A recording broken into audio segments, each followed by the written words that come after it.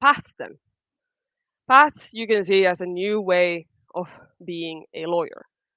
Thanks to legal technology and the radical change it often brings, you can be a newer type of lawyer. You don't have to commit to being a legal technologist just to work in legal tech. You can join your firm's innovation uh, efforts. You can be a pilot user of cutting edge technology, and you can participate in driving the change within your firm. And this is not only something that's good for the firm to have engaged people in it, it's also really good for you. And that's how we lower churn, i.e., you're less likely to leave your job at a firm if you actually get a chance to participate in it. You get the chance to be there and drive that change. And that is something that's really exciting and a really exciting opportunity that is growing every day as we speak in most law firms. They want you to be involved in this development, and you have a really good chance in being involved and affecting where your firm's digital development is going to go. So you have those new paths, but you can still stick to that traditional ladder, which there's nothing wrong with it, but make sure that for my sake and for your sake, that you are incorporated the digital aspects in it, regardless of if you're going to do litigation or if you're going to do bankruptcy law or whatever. Because these digital tools and these digital changes, they're going to come with you. And the best thing you can do for yourself is to harness that opportunity. Taken all together, these new paths, these new ladders, for all of you in the legal industry means that we're getting a radically changed careers in the legal industry. So start thinking about today. If it's not tech, it can be something else that you're gonna bring in to your career in a law firm and make something amazing and new out of it.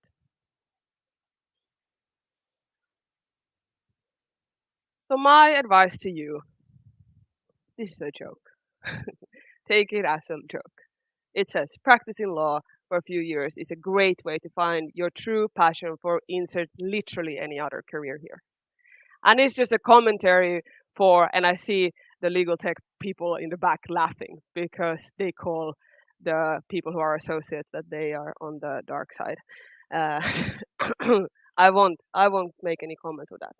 But this is a good nudge for you to sort of think about if you are looking at the legal industry, if you're in law school and you're going to these network events and you're like, oh man, I really hate wearing a suit. I don't know, am I gonna fit in here?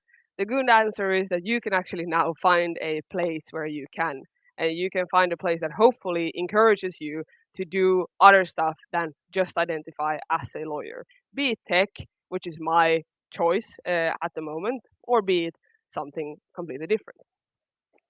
But just remember that you have these new paths, you have these new ladders to climb. So don't lose hope, even if you're looking at it that you're thinking, did I do the right choice by going to law school? You did. I love law school and I love being a lawyer. Oh my Jesus.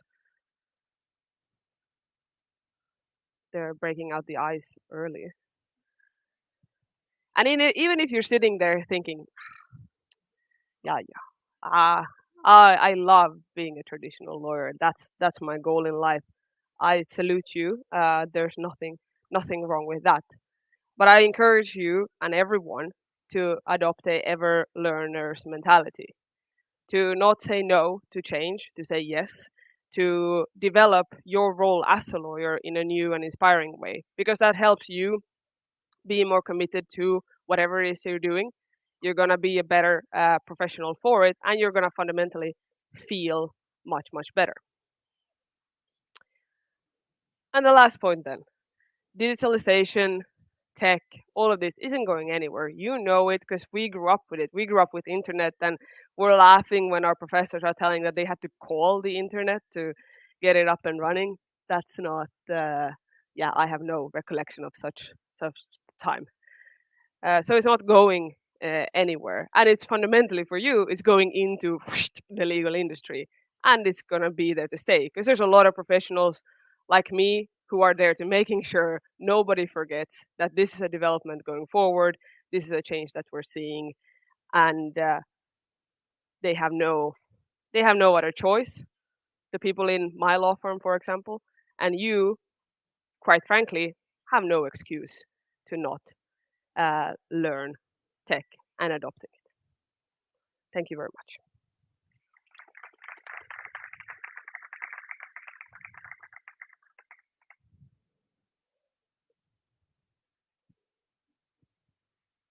And I'm here all day if you have any questions about what on earth is a legal tech associate, Malin.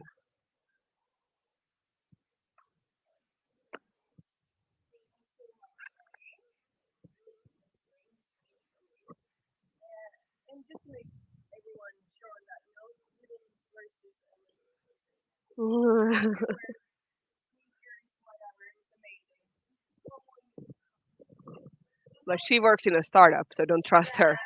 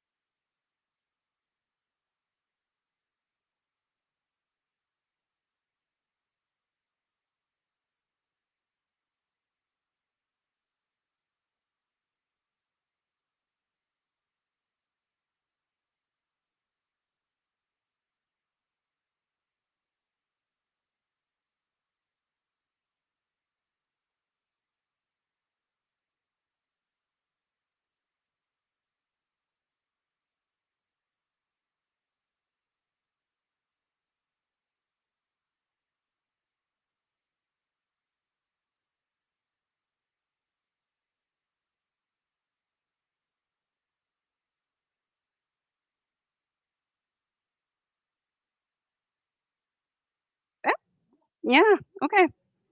Good. So maybe you think that patents is the most relevant right for tech companies. But the downside with patents is that it is very, very expensive to register a patent. And it is also difficult to capture a tech innovation through only one patent.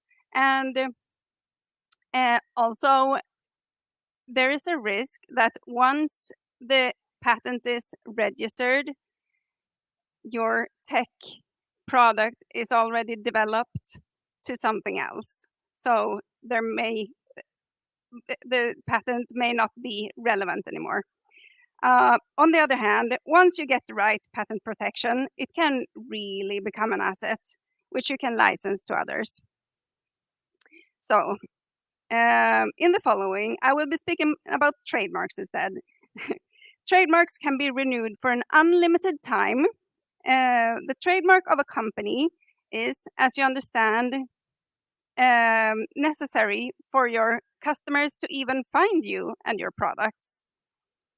I would also like to add that in the following, I have generalized why my standpoints may not be relevant for all situations.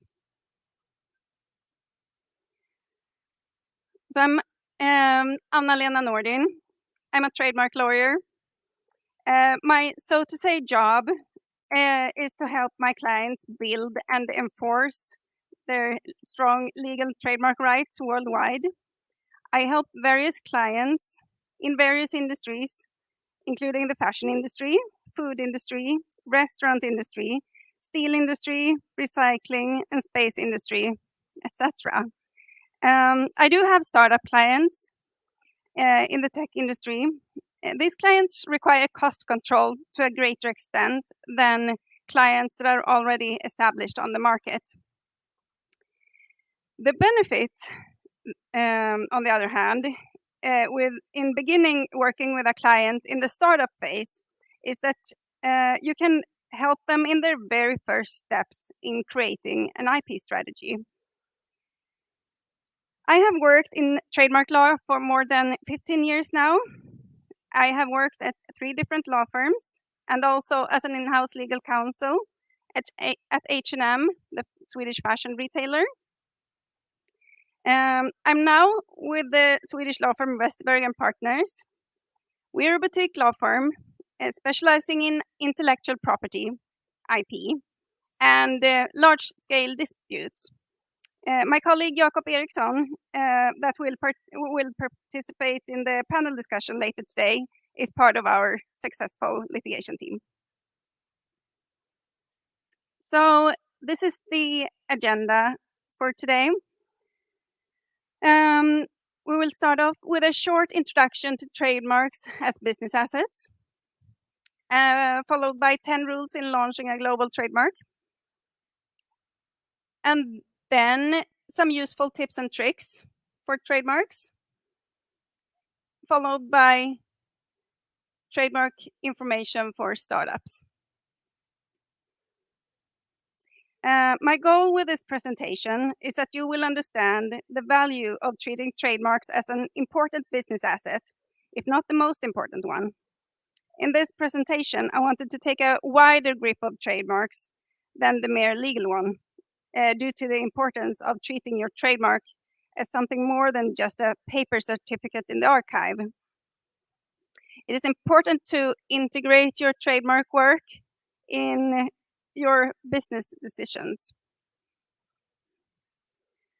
So let's start off with a short introduction into trademarks and branding. So what is a trademark and what is branding? A trademark, it's an indicator of origin. It can be a word, designs, letters, numerals, colors, the shape of goods, the packaging of goods, or even a sound. It sets your products apart from the products of competitors. and should guarantee a consistent quality. For instance, this Coca-Cola bottle, I guess that you would expect the same taste wherever in the world you would buy it. Or, yeah. And what is branding then, on the other hand? It is a process of making and building a brand of a trademark. It is the building of reputation and goodwill in order for the trademark to become associated with positive characteristics such as style, elegance, trustworthiness, security, innovation, etc. Through marketing activities and storytelling, etc. Great care should be taken in choosing and designing your trademark, protecting it, and using it in advertising, and policing its improper use by others. Your trademark can become your core business asset if treated correctly. Remember, when customers know and love your brand, they are willing to pay more.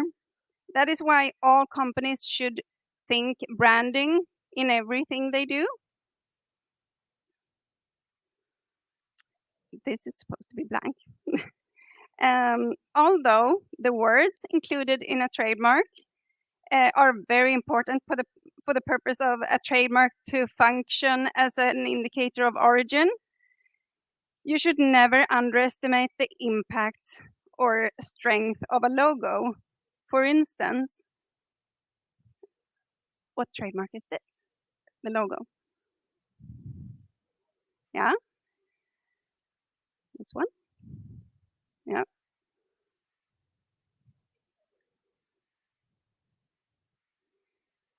Yeah.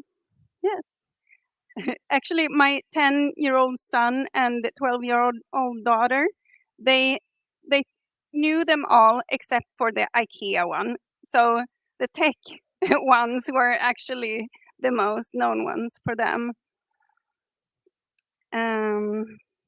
So as you can see, the logo and the word very much support each other in indicating the origin of a product. I've been working in trademark law for 15 years now, or plus. During these years, I have seen a shift. 15 years ago, most of my clients were on the defensive level of this IP management hierarchy, filing trademarks to be able to use their trademark for their own products rather than protecting it against others. 15 years ago, I was a youngest associate working long hours in due diligence projects in M&A transactions. As you understand, I did not have much of experience, and I don't think I could really value the trademark rights. 15 years ago, we also tried to invite clients to so-called IP workshops to identify their IP assets. It turned out that it was too early. Nobody was interested in these workshops. 15 years ago, our client contact was often an administrator at the company, not knowing much about the business decisions. While today, most of our clients are at the profit center level or at the integrated level of the IP management hierarchy. Whereas the profit center level is when companies begin to realize that there are alternate ways to generate money through licensing, etc. And the integrated level is when companies consciously capitalize on the power of IP into business decisions worldwide. And today, I'm still as the most senior associate of the firm conducting the IP legal review in M&A transactions. So clients are obviously willing to pay more for this work and also to get an insightful and thorough review. And today, lastly, the CEO is often my client contact. So that is new. Again, referring to the IP management hierarchy, IP value is arguably enhanced as organizations progress in this hierarchy.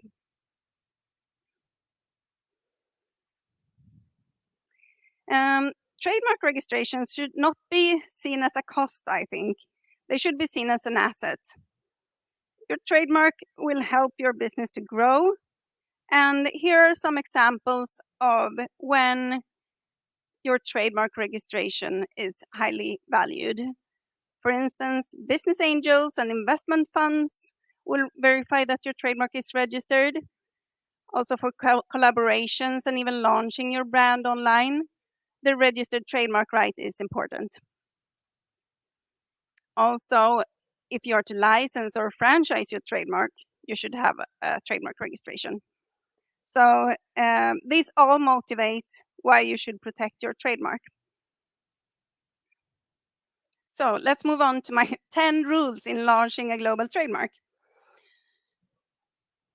Rule number 1, choose a good trademark. Kill your darlings, so to say. The trademark needs to be distinctive, not descriptive. For instance, do you think that fresh sardine in relation to sardines is a good trademark? No. What about this one with a stylized logo? It is probably protectable, but still not a good trademark. Because it's still, the word part is still not distinctive in itself. On the other hand, Sardissimo is much, much better because fanciful text combinations differing from normal language are good trademarks. Also, suggestive trademarks, such as copper tone for sunscreen, is a good trademark. And non-descriptive words in relation to the goods and services. Pepsi is a good one. Even Apple, of course, a good one. But only in relation to computers and anything that is not linked to fruit or apples. And from a branding perspective, of course, it is preferable if the trademark is not difficult to memorize. Rule number 2, conduct clearance and freedom to operate search before you finally choose your trademark. And this is to avoid a situation when you get a lawsuit because there is a prior owner of an identical or similar trademark. To prevent this situation, you can do a lot yourself. You can search for identical trademarks in trademark databases such as tmdn.org. But remember that trademark protection is wider than mere identical trademarks. So you wouldn't get a full search result by only conducting the identity search, but it's a good start. You should also conduct a linguistic check if your trademark is differing from normal language, normal English language, I would say. Because you do not want a situation where your trademark turns out to mean something unmoral in another language.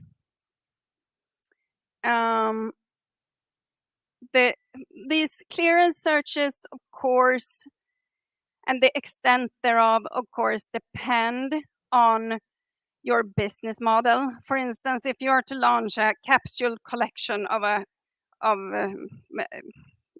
fashion products, and you know that they will sell out in 2 weeks, you may not conduct wide searches, because the products are, you can tell a prior owner that, hey, the products are already sold out, we promise not to do it again.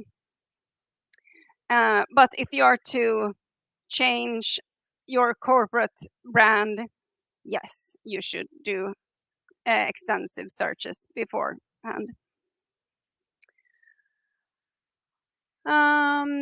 Yeah, and also your company's IP strategy is something to consider before you start this journey. If you're if you are if you are aiming at the defensive level on the IP management hierarchy, then you may not need to do more than the identity searches.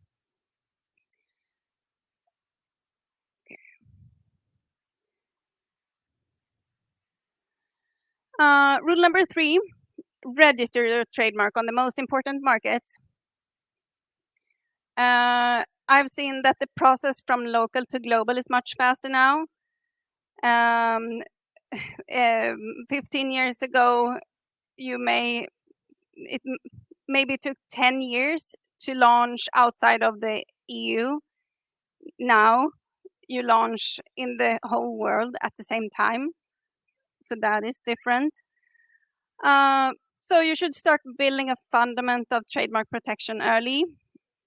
And also, it's important to consider future products when doing so, because once you have filed your trademark application, you cannot extend it to other products.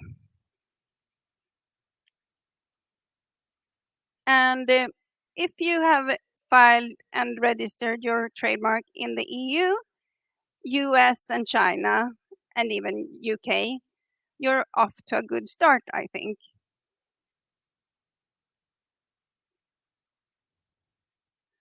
Rule number 4, register.com. Since your website is often the heart of your communication, together with your social media channels, this is where you can amplify your marketing message.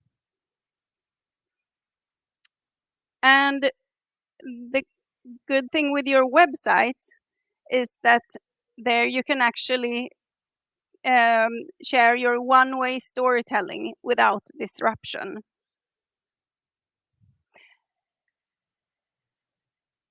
You should actually check your trademark.com during the clearance searches, because it can become really expensive to acquire a .com address later on.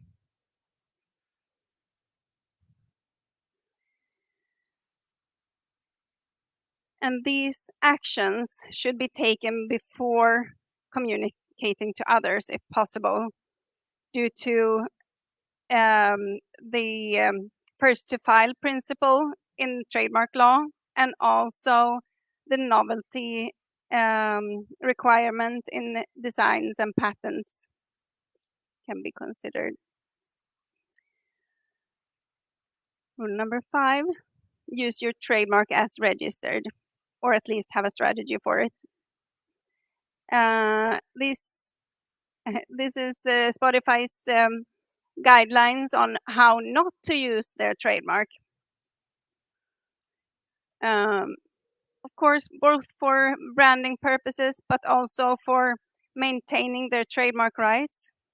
Because if you do not use your trademark as registered, then somebody can file a non-use cancellation action against your trademark.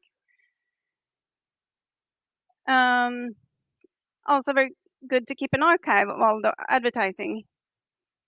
And this is something that marketing and legal can work closely in.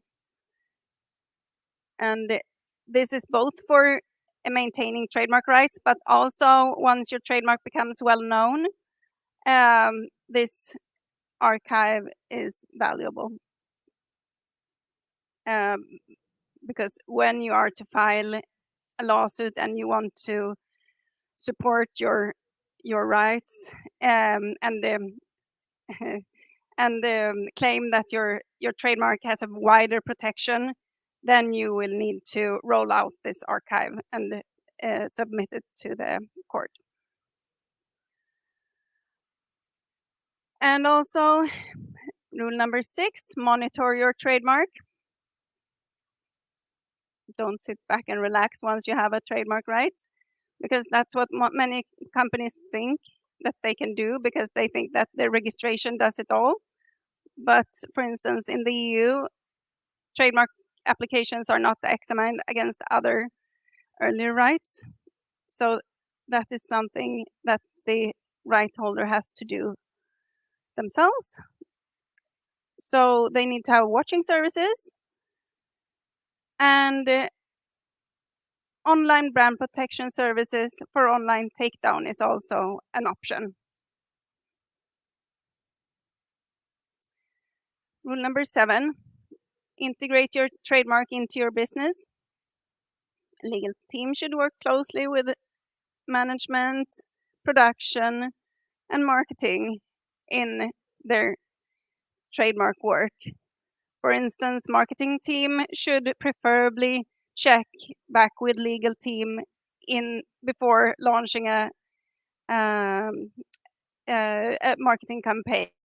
And legal team, if they find a risk in the operations, should inform the communications team to maybe prepare communication in advance in case of a threat, in case of social media scrutiny or a lawsuit that becomes viral, etc.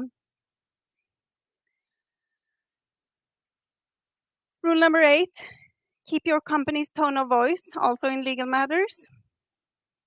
Here is a, I think it was maybe 6 years ago, Tuesday Basson, an LA-based independent artist, created some pins or patches, and Zara more or less copied these and put them on their products. And Tuesday Basson sent through her lawyer a cease and desist letter, a warning letter, saying that she would go to court if they don't withdraw these products. What do you think Zara did?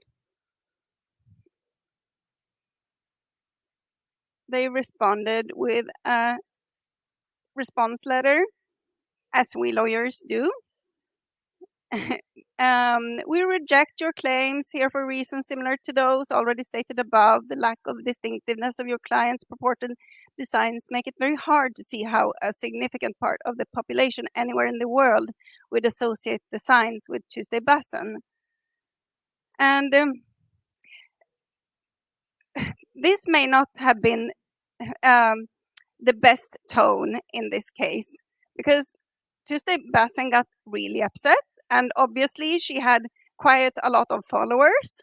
So she posted this response on her Instagram account. And as you can see, she got over 43,000 likes. Yeah, so I think maybe Zara would have to reconsider their strategy here.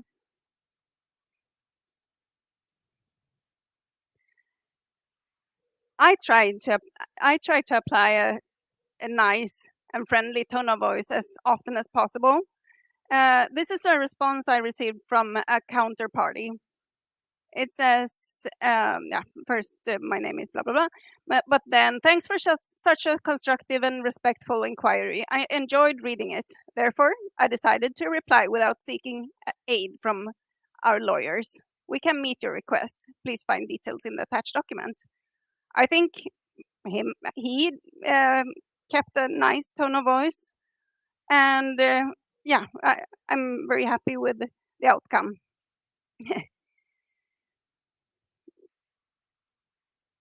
So keep in mind, Know your market, politics, public opinion, social media.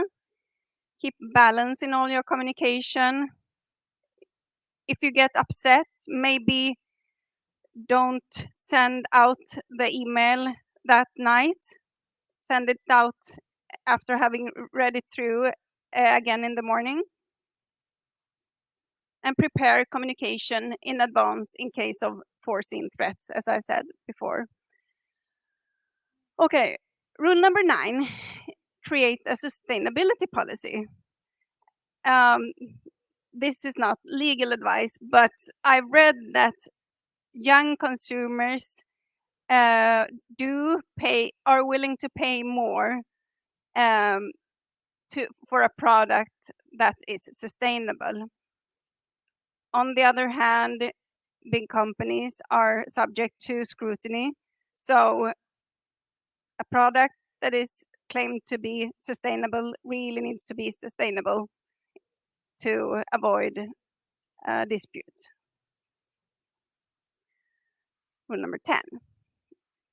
China is different.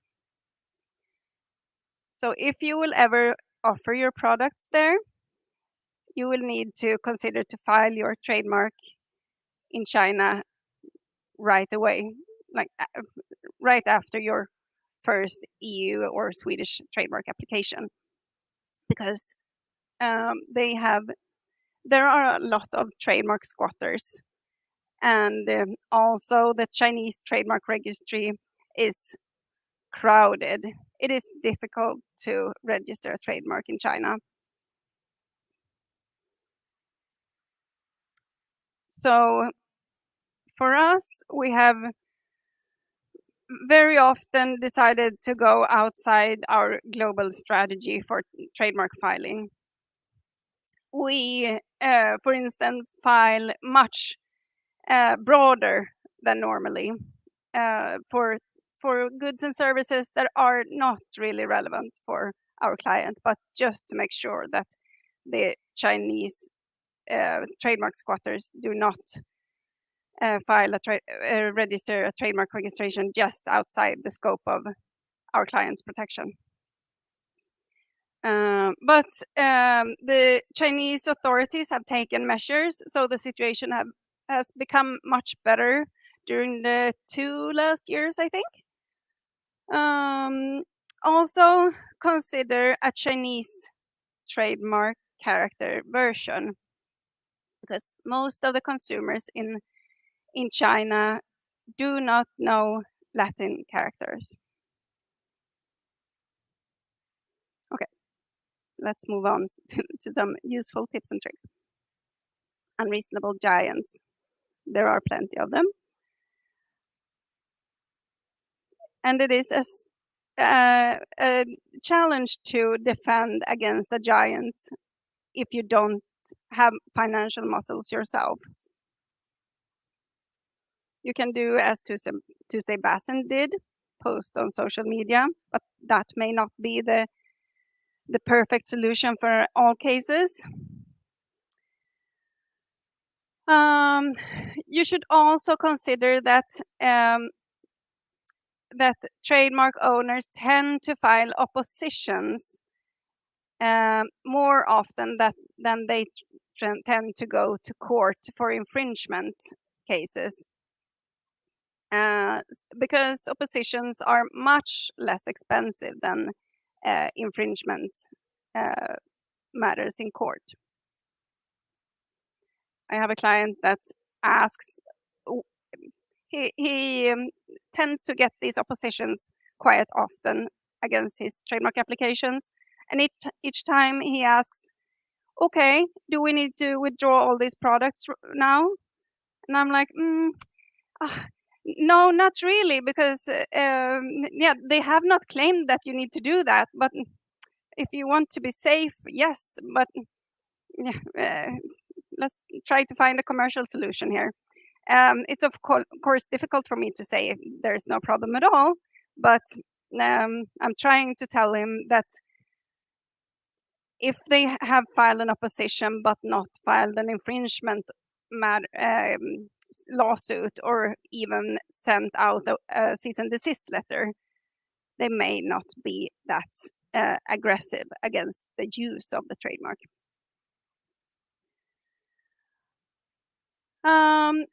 One option when a giant is unreasonable is to actually use the trademark registry to file alternative versions of the trademark to see to which trademarks do this giant not oppose.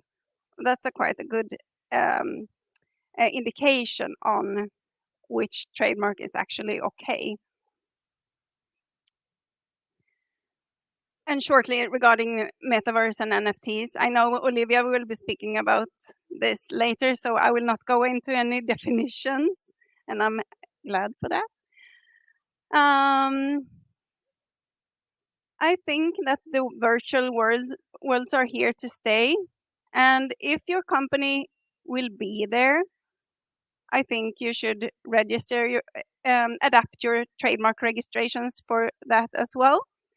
And businesses such as fashion, entertainment, and gaming are likely to be in the metaverse, I would say. But if you're not going to be in the metaverse or use NFTs, you need to again remember that there is a use requirement. There has been some uncertainty as to classification of these goods and services of the metaverse. But now, as from the 1st of January 2023, there is a new this specification for NFTs, which can be used in trademark applications. And we have, I think the entire trademark world has followed Nike's recent EU and US applications for Just Do It. And as you can see, they cover downloadable virtual goods, etc. And I think these applications will work as blueprint for other right holders as well.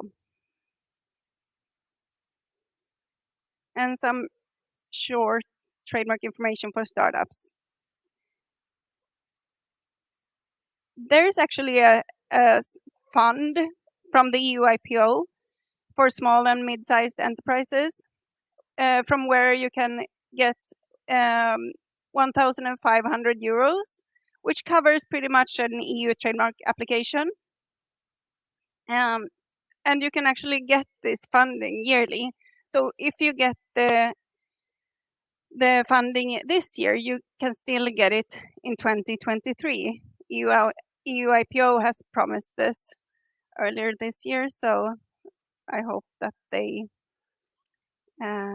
that's still the case. There is also for startups an IP self-diagnostic electronic form on the World Intellectual Property Organization's webpage, which can be useful before contacting an advisor. So your IP journey could look like this in the startup phase. You start with this IP scan on WIPO's website, and then you book a meeting with an advisor. And you create an IP strategy, including a filing strategy for your trademarks, when to file a trademark, where to file a trademark, for what products and services, for which product, for which trademarks, etc. The IP strategy streamlines your IP work and makes it much more efficient. And of course, protect your IP and monitor and update IP and strategy to reach commercial goals. So this was my goal I want that you bring with you that the trademark can be a core business asset in your company if treated correctly. It can help your business grow. Thank you for listening. And do you have any questions? Yeah, yeah, yeah.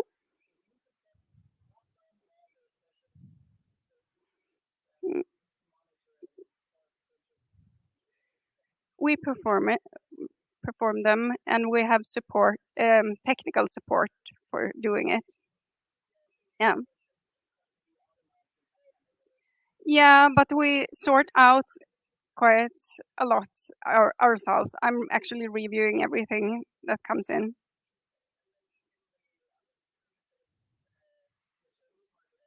Yeah,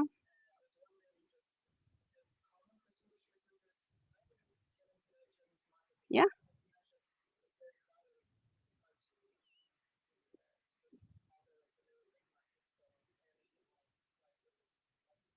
yeah. We have international clients, Swedish international clients that go there. So yeah, and they protect their trademark, but it's frustrating uh, for sure. Because you often need to file non-use cancellation actions against earlier rights to be able to find your way through. Yeah, mm, thank you. Anything else?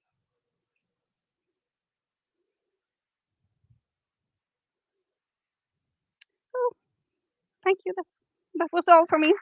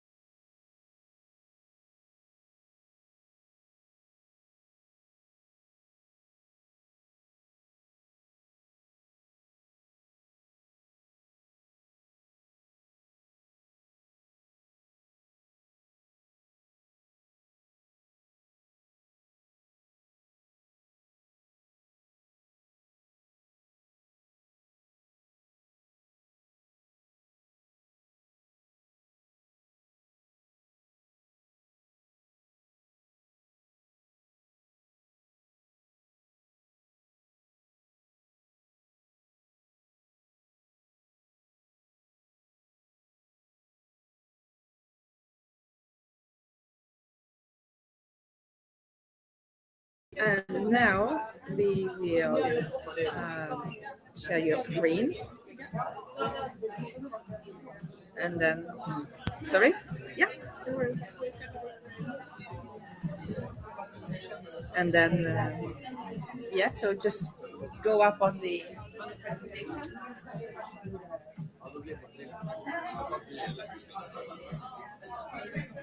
Does it work? This way. And why is the TV not on? No, because I plugged it out. It could be the reason. And on the side,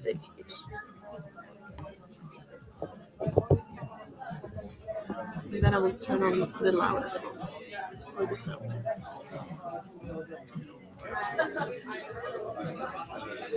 Yeah.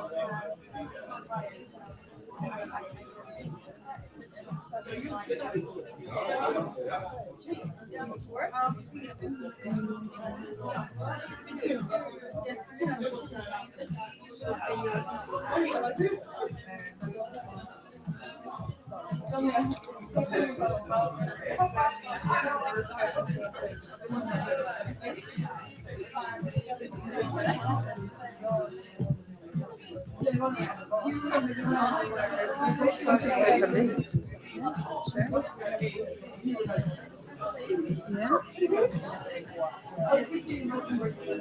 Yeah. Oh, you click again out. You can't close it. Right.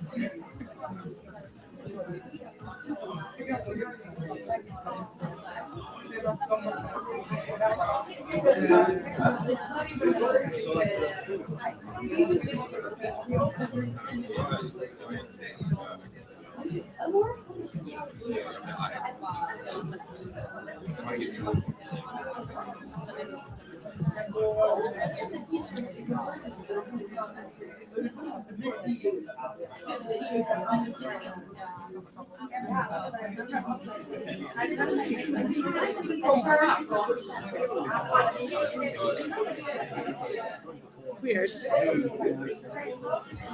don't understand. Otherwise, I need to compromise the movies. Let me bring this here. Maybe it's easier if I see what's happening. Otherwise, if I compromise the movies, it might be that I can send it.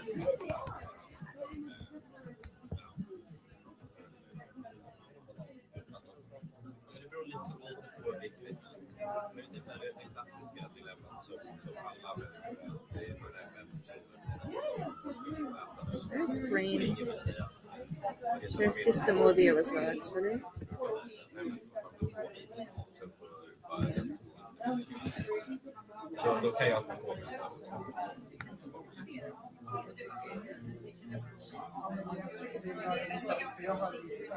Now it will show up. Yes. And then now we go here.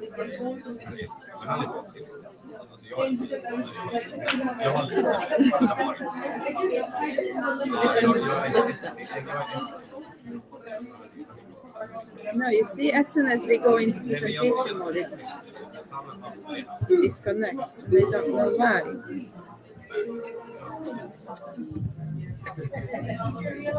Do you have somewhere where do you have saved the PowerPoint? Yes. Try to go like that. Try to add upload file.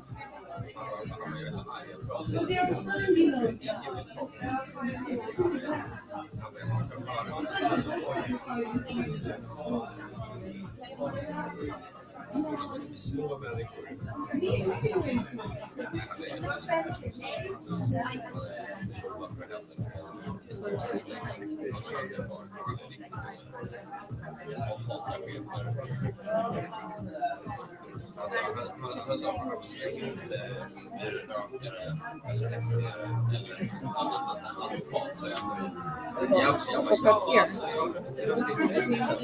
But why does it not do that? Oh, it's too big.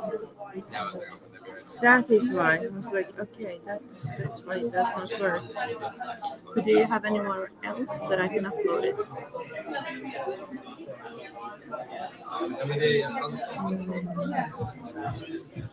Or otherwise, I can compromise the. Let's see.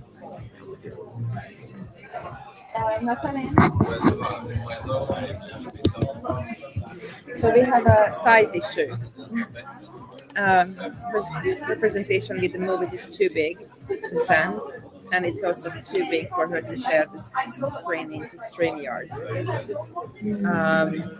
So we either don't stream that one, or I can send you the slides and remove the movies. Or there is no movies. Yeah, but I mean, it's your presentation.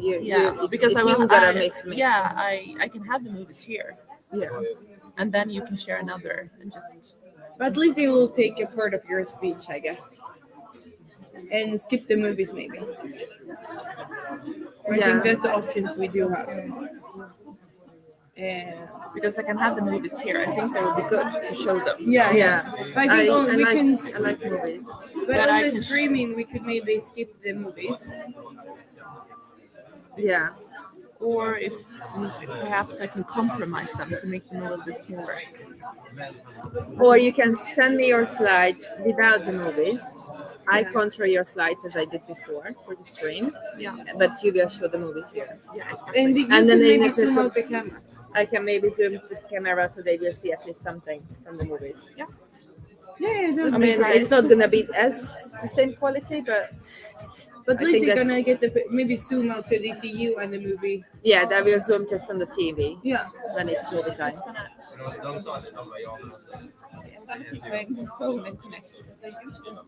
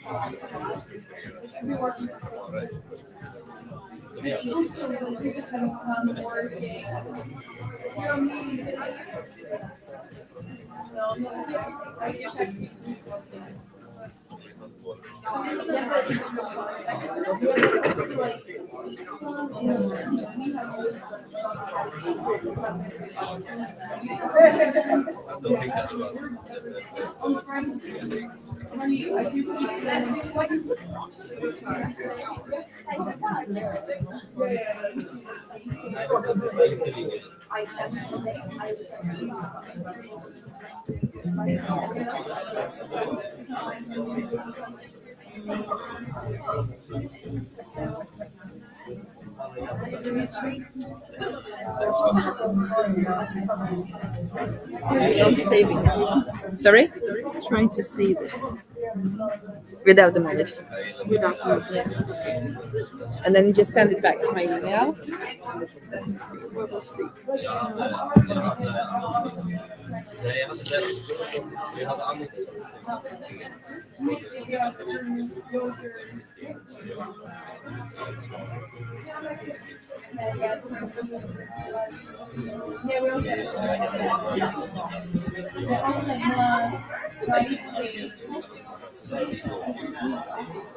Let's see if it works. You sent it? No, it's too large. Even.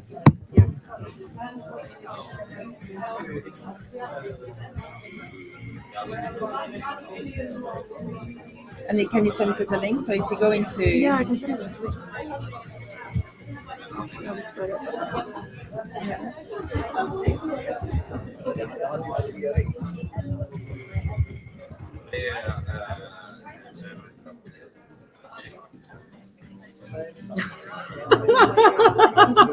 you know how many times I get this message. Welcome to working to corporate, right? Okay. Okay. Then you have to film me when I'm talking. Let's zoom in on the presentation here. Yeah, I can send it as a PDF. But let's try what it looks like as a PDF.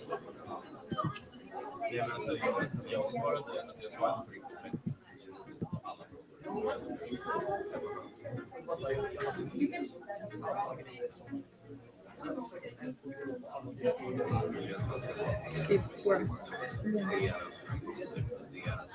I haven't really used PDF on StreamYard, so I don't know exactly.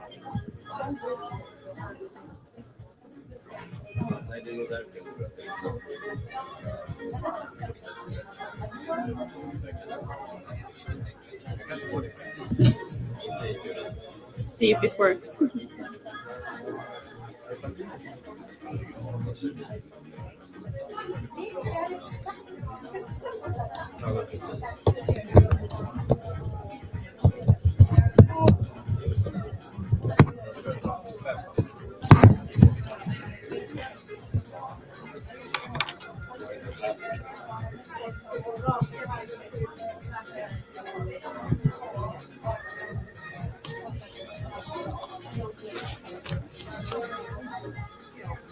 Does it work?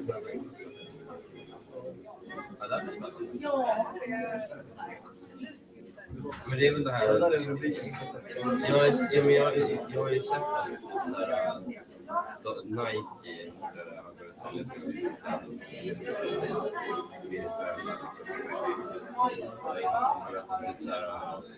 börjat sälja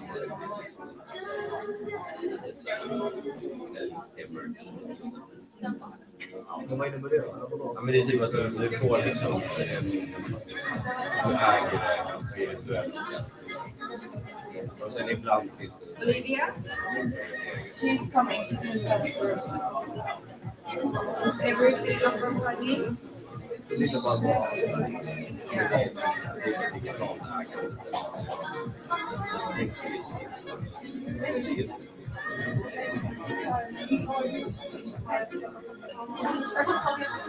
Ja, alltså jo, det är klart.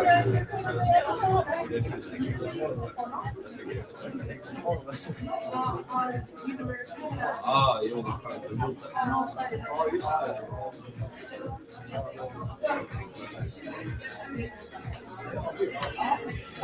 Jag brukade kolla på bio. Jag såg Iron Man.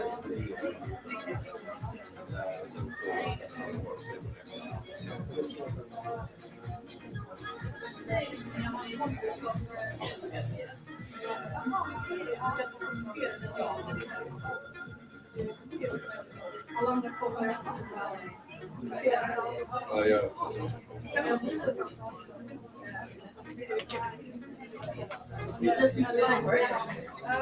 So yeah, I just want to. You just have to do it.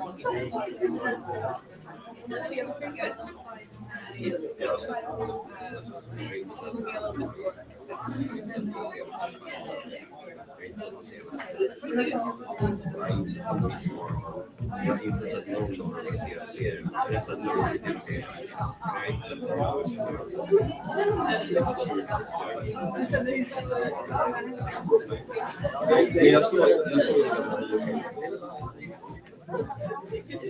Ja, det är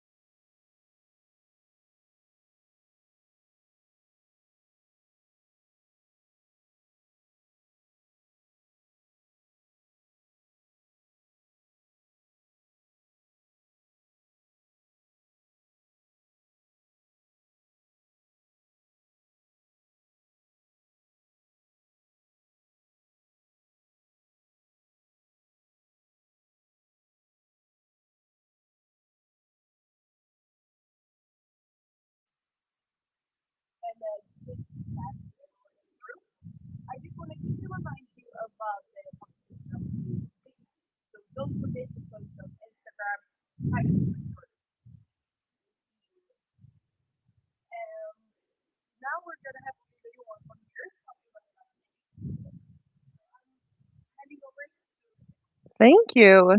Super happy to be here and talk about the metaverse. So, the fashion industry is taking bigger and bigger steps into the digital world. And we are seeing brands such as Nike and Gucci and Balenciaga that are selling customized clothes to fit avatars and earning a lot of money. In the beginning of this year, we also saw that the world's first Metaverse Fashion Week show was held. So the question that can be raised is, where is the future of retail heading? Are we moving more and more towards a digital world? And with that short introduction, I would like to warmly welcome you to my session where I will try to clarify what the metaverse is, what different kinds of opportunities that exist for utilizing the metaverse, but also how we can navigate it. But before we start, I wanted to take the opportunity to quickly introduce myself. And my name is Olivia, and I worked as a technology strategist at Accenture, based in our Stockholm office. And I'm specialized within the retail industry and have worked a lot with looking into how the future of store will look like, and especially what kinds of capabilities that will be needed from a operational perspective, from a security perspective, and of course from a technology perspective. But prior to joining Accenture, I worked as a management consultant for KPMG, where I experienced the field of cybersecurity. Therefore, I'm also leading our Nordic trust and security agenda at Accenture today. But before we jump into the content, I actually wanted you to interact with each other a little bit. So I want you to discuss with the person next to you, what do you think that the metaverse mean? So take a few minutes.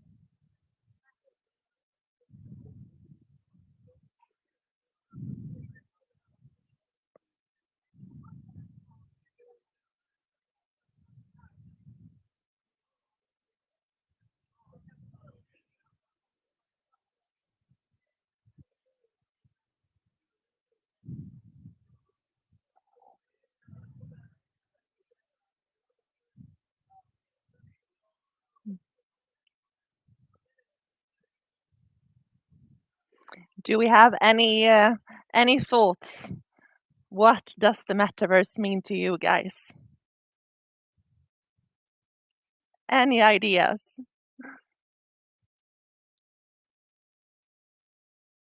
Nothing?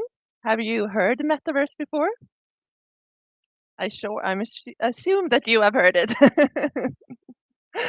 But if we move forward then and deep dive into what the metaverse is, there are lots of different explanations to how we can define the metaverse. And there are also a lot of different opinions on what the metaverse actually means. And this is something that I experience quite often when we talk about new emerging technologies. When something is new, it can be quite hard to define it.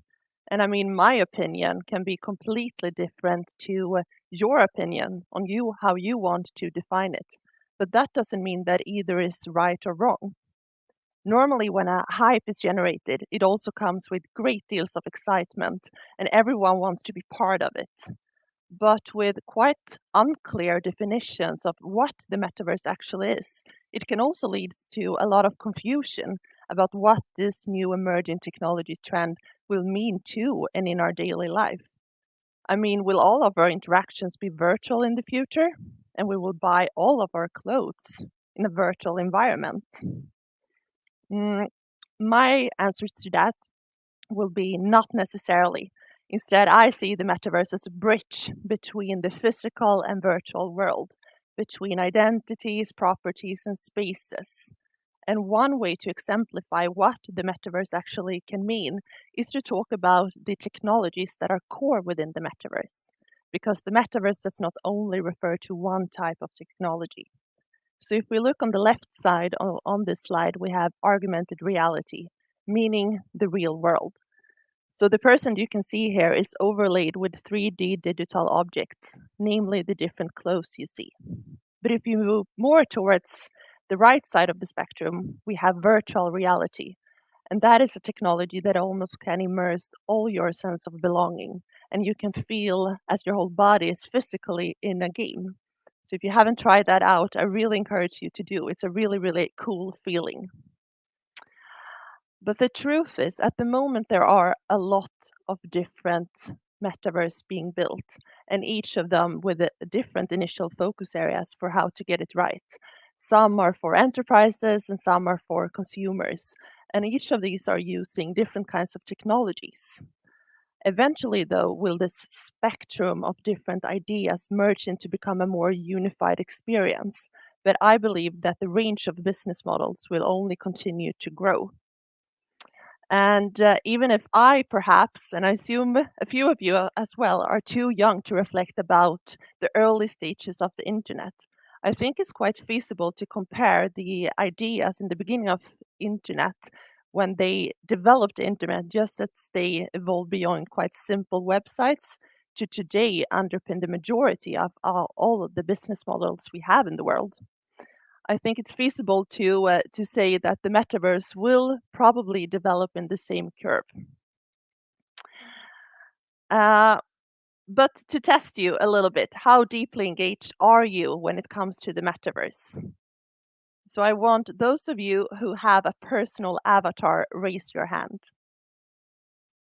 Yay! And raise your hand if you own any cryptocurrencies. Nice to see that as well. And finally, raise your hand if you have a virtual reality headset. Nice. So with that said, I think it's time to become a little bit more concrete and talk about what is all this hype about. But before we jump into talking about what's going on in the metaverse, I thought it might be a good idea to explore what people actually want when it comes to the metaverse. And deeping into the industry that have experienced the highest growth in terms of user engagement, we have the gaming industry. And looking into what people want when it comes to the gaming industry, the most frequent answer is that they want to socialize. They want to get together with friends and family. Some say that they want to host an event, while another person say that they want to attend a concert. But on the other angle, looking into how the fashion industry has experienced that growth when it comes to the metaverse, and when asking why people buy digital clothes, 70% of the people who buy a digital clothes either do it because they want to have a copy of themselves where they can try out new trends they otherwise wouldn't dare to try on, or they buy it because they want to explore the concept of having different kinds of identities. No matter what, we see that the realization of metaverse where the physical meets the virtual really can create new types of value. And looking from an experience point of view, we can get this immersive, personalized experience. From a financial perspective, we can get new types of revenue streams. And from a sustainability angle, we can get less waste and less return. But to deep dive into what's going on when it comes to the metaverse, then, we are seeing that there are a lot of active players. And more are joining in. And I actually saw some news flash some month ago that was stating that the metaverse market was supposed to be worth approximately 8 trillion US dollar. So what we're seeing is that companies are investing and pumping in money into the metaverse.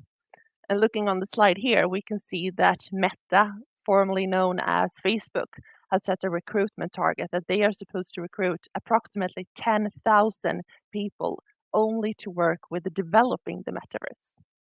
We have also had a higher degree of technology maturity. perhaps thanks to the pandemic, but of course also thanks to other global drivers such as urbanization and migration the past decade, which of course has increased the evolution for new types of technologies. And then to something really cool, and I'm not sure if any of you saw the Travis Scott concert that was held in Fortnite last year. Over 27 million people attended. So what we're seeing is these huge virtual realities or communities that are growing. And then lastly, we are seeing that different brands are using different platforms to reach different kinds of audiences. So for example, Supreme uses Fortnite, while H&M has used Sandbox, and Yves Saint Laurent has used Decentraland. But to become a little bit more concrete then, what's going on when it comes to the fashion industry and how can you apply metaverse? There are a lot of different opportunities for utilizing the metaverse, and more are of course being in the development. So first of all, we have the virtual products, which I will say it's the most frequent, and I will go into more details in this area later on. We have virtual spaces, that is really cool. And we have product design reviews, and that is when companies are utilizing 3D modeling in order to do product design reviews. And that means that they can overcome travel costs, they can speed up production, and really cut costs. And then we also have learning and development, which I found really fun. And that is when companies using augmented reality and virtual reality to quicker train people. And looking from a research perspective, we are seeing that an active learning will trump a passive learning at all scale.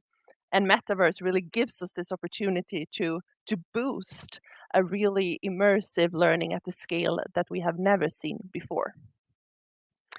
But to jump into some few cases then, starting off with the virtual products, that is when companies are utilizing physical products or are letting the customers experience physical products before they even buy them. And as I told in the beginning, Gucci and Nike have come in quite far. So as you can see here, we have the Gucci garden that was built in the Roblox gaming platforms. And within this little, it's down here, within this garden, the famous Gucci bag was sold. And the price for this bag in the Gucci garden was 4,000 US dollar. And that is actually more than the real bag cost, which is crazy. We also have Nike. They have developed their sneaker garage where you can design your own sneakers. And then you can take a picture of the sneaker and upload it on, for example, Snapchat or Instagram or TikTok, whatever you prefer. But what I found the most coolest with companies is that they're not only trying to change their portfolio from physical items to digital items, they're actually trying to explore how to fully digitalize their whole design process. And this is today possible thanks to the maturity of technologies we have within 3D visualization and digital twins. So I will soon show you a movie where Accenture has built an engine utilizing synthetic modeling to design more accurately. So let us take a look on the movie, and I hope that there are sound now, but let's try. Otherwise we go without sound.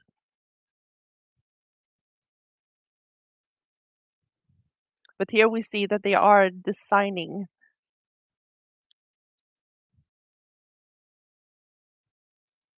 I think we can skip this sound.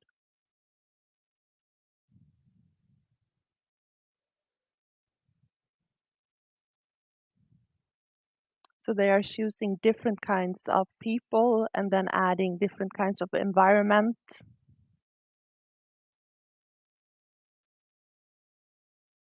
To generate the required outfits.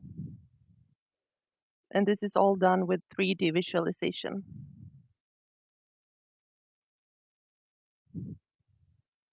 Skip it.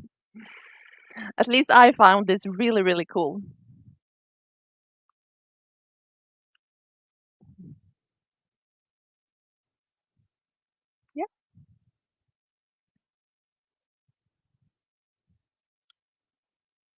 Okay, I think we will move forward to the next example. And the next case that I want to highlight is the $1 billion collection that was launched by the H&M Foundation. And this is a collection that was worn by avatars, is 100% digital. And the name of the collection refers to the $1 billion of investments that is needed annually to turn the fashion industry to become more sustainable and to reach the sustainability development goals by 2030. And the collection itself is showcasing innovations from 10 sustainable tech startup companies that is in need of investments and support, but could really generate a planet positive environment. So I will show you the collection here, and let's see if there is sound on this one.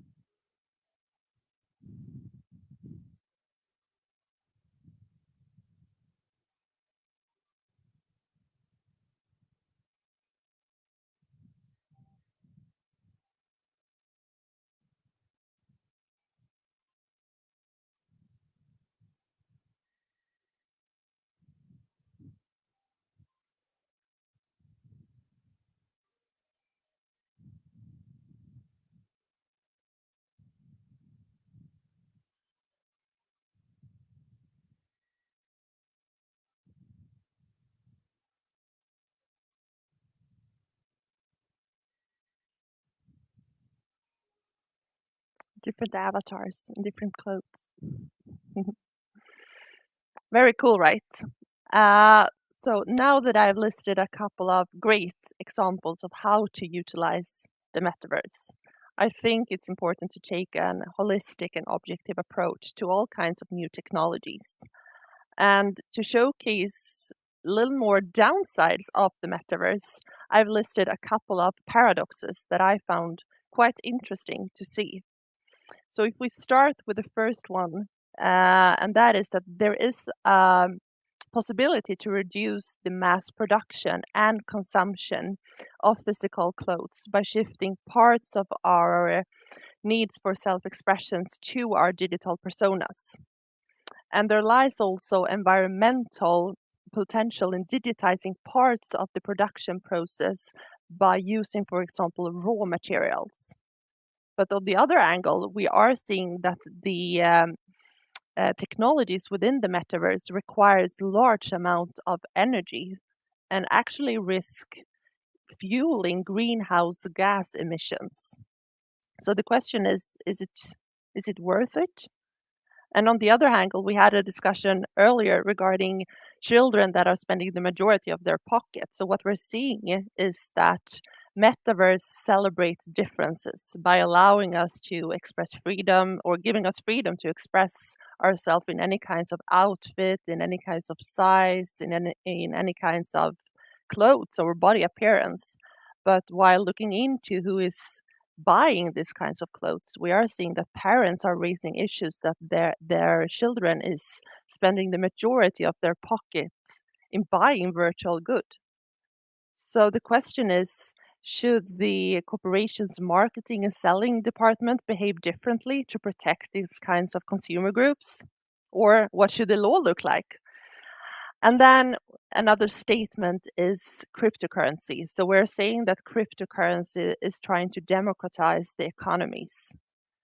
But when we look into cryptocurrencies, we're seeing that the majority of the people who owns cryptocurrencies are wealthy investors. Most of them are men. So the question is, will it actually democratize the economy? There are many questions that can be raised, and I think it's super important to take this holistic perspective when we talk about new types of technology and always be objective to the technology itself. But I, of course, like technologies. I work with the new kinds of emerging technologies, and I do think that technology can be part of the solution. So the question is, how can we navigate the metaverse responsibly and more sustainably? What should we think about? And one important aspect is, of course, to have this holistic view when taking and talking about technologies. But another angle is to have the security controls in place and start quite early, getting responsibility right from the start. It's super important. And I think here the governance and society has an important role to play. Another angle is talking about the sustainability. We need to be authentic with the use of sustainability or with the use of technology. So really use it for good rather for a fame or for a hype and get the governance around it. We normally talk about governance AI, and I think we can apply the same kinds of concept when it comes to the metaverse. And then to another thing that I think you might be more interested in, but also have more knowledge in. And I need to say that I'm not a legal expert, but I do think that there will be a lot of issues and opportunities when it comes to the legal aspect within the metaverse. Just talking about the intellectual properties, who owns the licensing model when we talk about NFTs.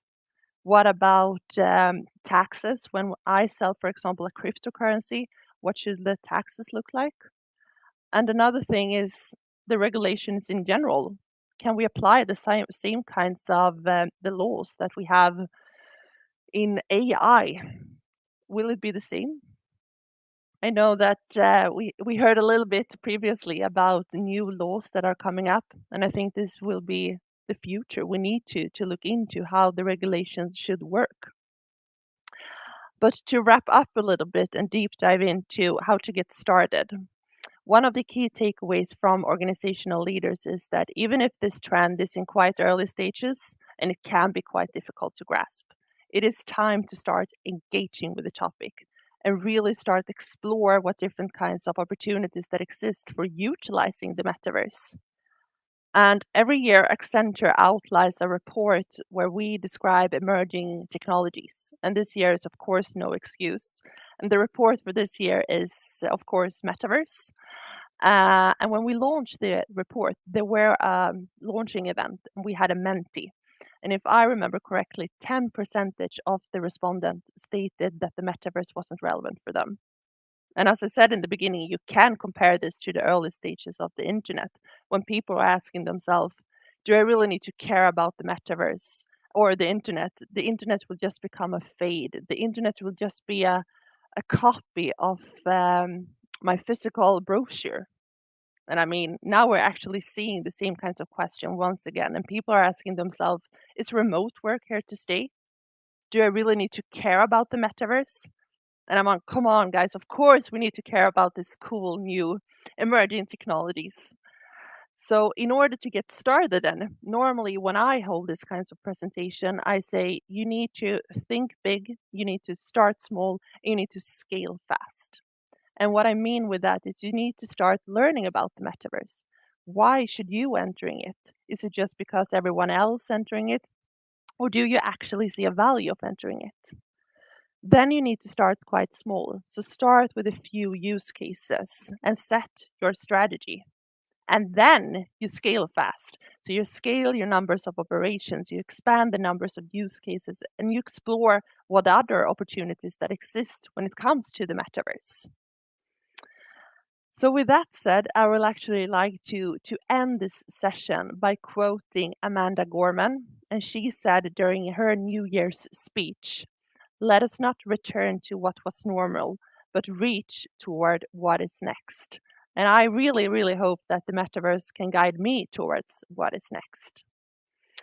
So with that said, I will say thank you for listening and thank you for having me here. Very, very fun.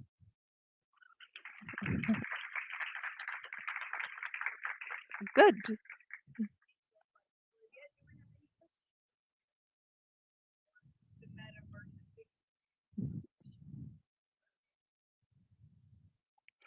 I encourage you to read the Tech Vision report we have here in the upper corner as well. There you can read more about the metaverse, what it is, and different use cases. Yes.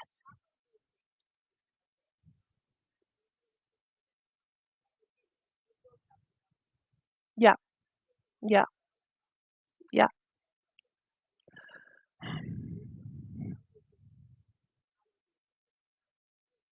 I think normally I say 7 to 10 years. I think it's gonna take a while, just because of all the regulations. Now we're seeing companies that are leveraging first mover advantage and are pushing boundaries. But I think soon, soon we will come to a stage where you need to say stop. You cannot just develop, develop, develop because it's not good. And that will take time, I assume, but maybe 7 to 10 years, I will estimate. But if you have any more questions, I'm happy to answer them. Thank you.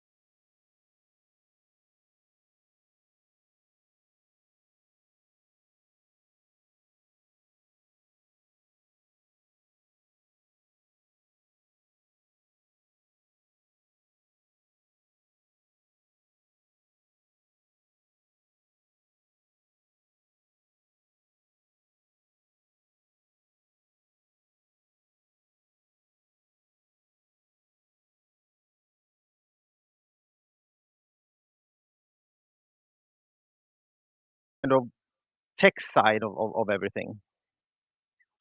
Obviously, 1, 2, 3, 4. I would say also a majority. And there's also the kind of traditional side, the courts, working in the courts. Do I have anyone who's interested in that area? I see one slow hand. Interesting. My name is Olof Hegeman, and my background is not in tech, and it's not in the business. It's in the court side. And now I'm here talking to you guys about tech. So I spent 5 years working in the Swedish court system in the domarbana, the path to become a judge. And after working 2 years in first the Court of Appeal in Gothenburg and then in a small district court in Varberg, I resigned to start Epiroto, which is a legal tech company. And we develop tools for evaluating risks, values, and strategies in legal disputes. So that's what you guys are gonna do today. So I've already talked a little bit about me just to show you that it's not one maniac standing here. We also have this guy called Chris, who's representing us in London, and we have a very strong tech team. And we've had very good help from a Swedish lawyer called Anna Blad, who is working for a law firm called Standard and Partners, and she's one of the experts in decision theory, which is our topic. So we're part of Fuse, which is a tech initiative by Alan Overy. Alan Overy is one of the bigger firms in London, and we're also part of Manne Swartling's Innovation Lab. So they have this hub where tech people and legal people get together and talk about law. So just briefly, some of our customers, mainly law firms in Norway, Sweden, and we also have some customers that are not showing here. So this is what we do. We have a decision theory platform for legal disputes. So does anyone know what decision theory is, or kind of have an idea of what it could be? Have any hunches or guesses? Good, because that's what we're gonna look at today. So we're gonna do a small experiment, because we have a platform for analyzing legal disputes. And what is a legal dispute? One way to describe a legal dispute is saying that it's a contingent asset. It's something that could have a great value. If you win a case in court, you usually get a lot of money, and everyone is happy, and the lawyers are happy. The lawyers are always happy because they always get paid. But how do you describe something where you don't know how much it's worth? So this is what we're gonna start with today, to see if you are good decision makers, if you are good businessmen. So I'm gonna hand out these. So everyone takes one of these and then pass it backwards. And then I'm gonna give you guys one as well, so you can participate in this experiment. And pass them all the way back.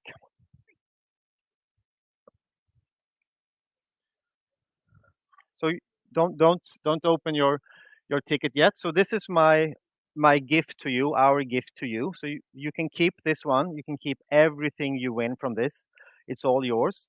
But I'm gonna give you an offer at the end of this presentation, and that offer and your reaction to that will explain a little bit about what we do, and will also make you understand more about how to evaluate uncertainty. And because we're a tech company, you have to do something techy. So of course we're gonna do a Menti here. So I think everyone knows how Menti works.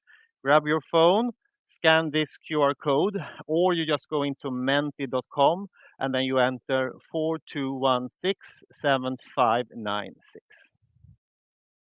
So I'm gonna keep this one open a little longer so everyone can scan the code.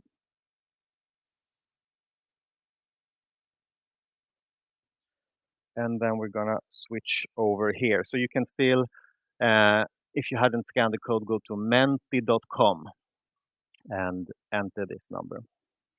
So I already see we're seeing some results here. I'm not gonna show you the result until we have some more input. There was an issue connecting. Is anyone else having connection issues? Okay, and then Microsoft will have to sort that out. So we're starting to see some results here. So how likely do you think it is that you have won anything here? And now we're going to look at the result. Okay, so most people think that they're not going to win. Someone is quite optimistic here, one person. Here I also have someone a bit optimistic, but we'll see who is right here. And most people gather around here, or maybe the 5% chance. So a lot more in this direction. All right, so we're gonna move forward with the next slide. And then the question is, what's the financial value of this ticket that you're holding? So I can tell you this, it costs 30 crowns. That's what it costs. That's what I paid for this. But what is it actually worth? So you should be able to enter information here about how much you think this ticket is worth. So we have 3 answers, 7 answers, 9, 10, and around 15, 16, yeah. All right. So you are once again in the lower spectrum here. So most people think it's maybe 5, 7.5, 10. Someone says 30, and that's a fully valid answer. So quite a good spread there. So we're gonna remember this one. And then the last question is, if I tell you that you have a fair chance of winning something, if I tell you, oh, yeah, you have a fair chance, how likely would you say that fair chance is? Would you say that, oh, it's 10% likely, it's 20, 30? So here we see some results coming in. Also quite a spread. Still no one above 60 or 70. So yeah, a grouping here around 50, 40, and 30, I would say. Okay, this is very interesting. So what we're going to do now is go back to the presentation, and we're going to analyze this ticket using decision theory. So we're going to start very simple and pretend that there's only 2 options. Either you win 30, and if you win 30, the value of the ticket is 30. Very simple.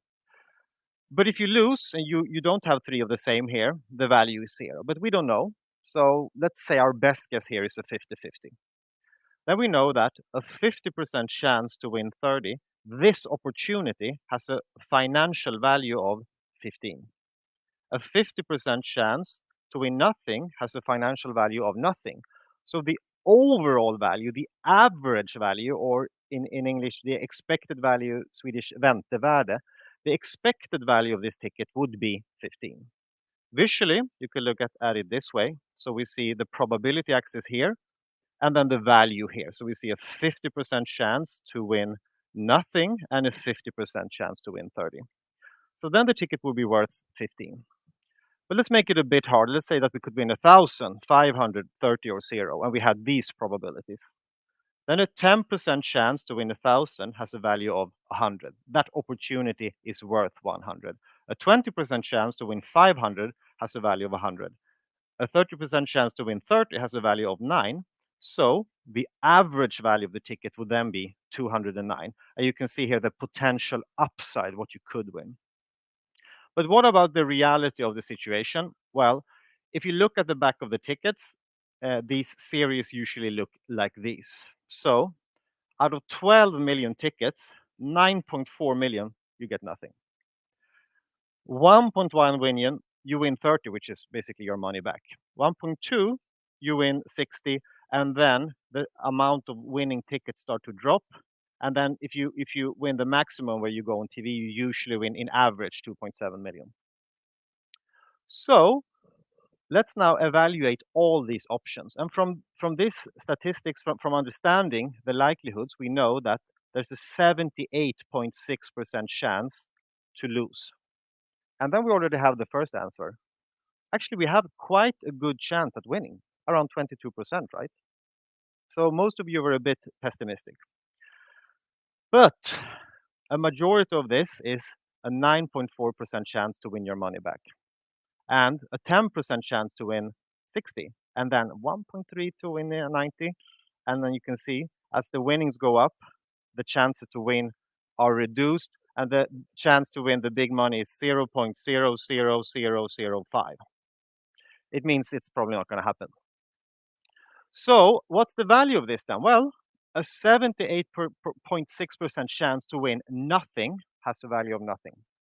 But a 9.4% chance to win 30 has a value of 2.82. So if we estimate everything that can happen and add all the values of these opportunities, we can see that the actual value of the ticket you hold in your hand is 14.7. So now we have the answer to that one as well. This is the value of the ticket that you hold in your hand. And as I said, you can keep it. Maybe you'll win 2.7 million and then you'll be super happy. But I'm going to give you a super smart offer now because you can come to me after this presentation and return your ticket. You can't open your ticket, but if you return your ticket before opening it, I will swish you 20 crowns. And this is something you can maybe get a coffee outside here. And you know that this is a really good deal because you're selling something with a value of 14.7 and you get 20. It's a super good deal. So if you are smart, if you're good decision makers, you'll come to me afterwards and sell back your ticket. But I don't think you will do that because the joy of opening this ticket and maybe winning something here, that also has a value, and that value is more than 5 SEK. But we are not usually dealing a lot with lottery tickets, our software. We are dealing with disputed claims. So here we have a construction invoice. I want to get paid by Microsoft for a job I did for them, but Microsoft is not paying. Okay, so what am I going to do with this claim? Well, what's the value of this claim? The value of this claim is connected to the strength of the claim or the probability of winning. So if we do a little PowerPoint magic here, look here, we can see 100% chance to win 1 million. What is that value? Well, then we know we're going to win 1 million, so the value is 1 million, right? But we don't know, so perhaps there's a chance we might not win. And then we understand that, okay, the real value of this claim is dependent on how strong our chances are to win. And if we know we're not going to win, the claim is worthless, right? So you go to a lawyer, a really good lawyer, and ask, okay, is this a good case? And you know what they'll say? Yeah, you have a fair chance of winning. Or maybe they'll say, yeah, I think we will likely win. But what does likely mean? Well, when I asked you, you didn't have a clue because you were up here and you were down here. You don't know what it is. Nobody knows what likely is. So there's been studies around this. So we can have a look at one of those. This is a study in the UK where they asked how likely is likely. So people could define it from 0 to 10. So most people say 7. And I think that's the region where you were. But some are really happy and optimistic. They say 90%. And some people say 5%. So when you're talking about, yeah, it's likely going to rain today or I'll likely win 1 million, it could mean a lot of different things. Of course, it's very hard to know if you're going to win the claim against Microsoft because they have a lot of money and I don't. So maybe they'll win in court. Maybe they hire Westerberg and partners and then I don't have a chance. But if we can't define something with numbers, it's very hard to understand what we're actually talking about. So we have a tool that lawyers use to understand, is this a good case? Should we go to court or not? Because many people think that you go to court and you fight for justice and you win, and that's sometimes true. But in reality, you go to court and you fight a little bit, and then you come to an agreement where Microsoft says, okay, I'll give you 400,000. But should I accept that? Maybe. It's very hard. It depends. So our software is used to analyze disputes so people can make smart decision on whether they should go to court or not.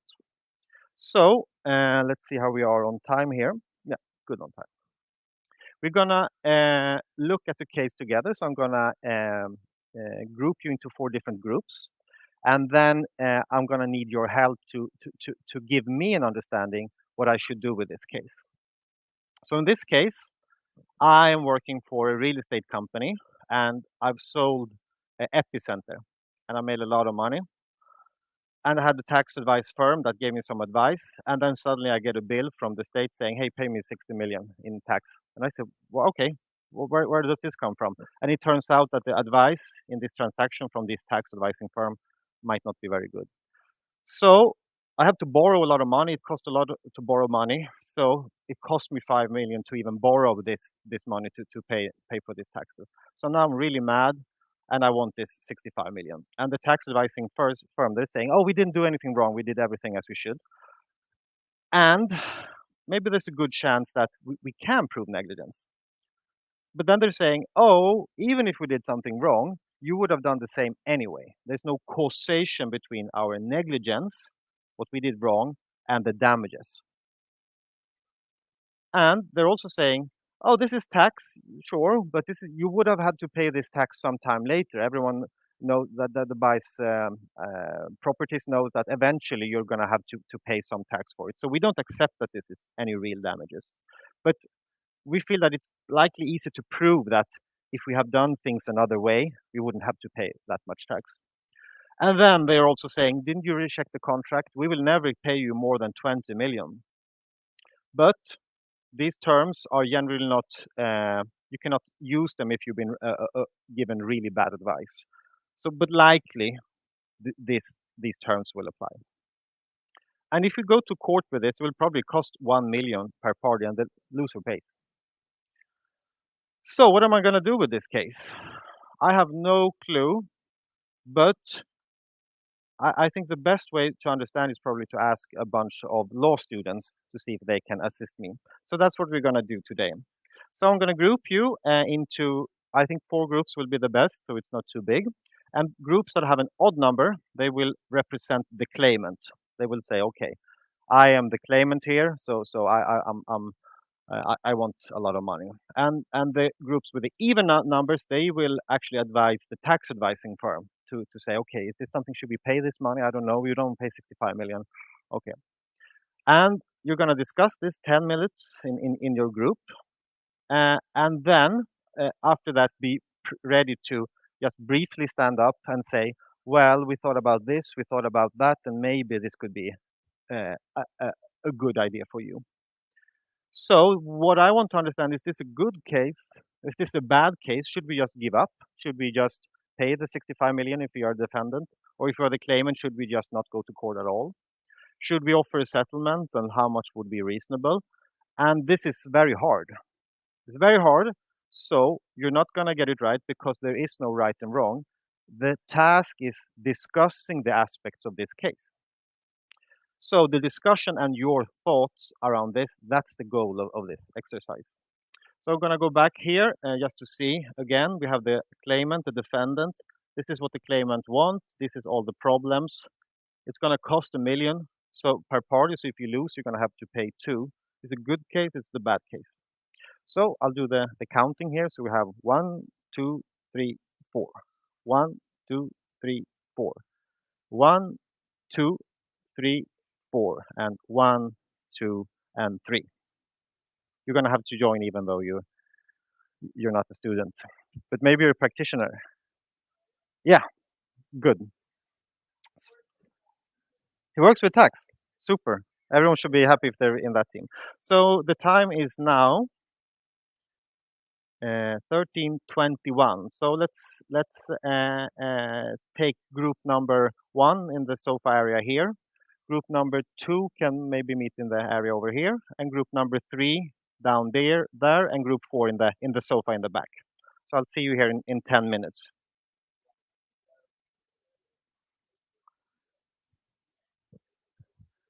Ja, vi har gjort det en gång faktiskt. Ja, det var det. Ja. Jag skrapade dock den gången dumt. Ja, men det gör man ändå. Yeah. Should I do it or you did it or? Yeah.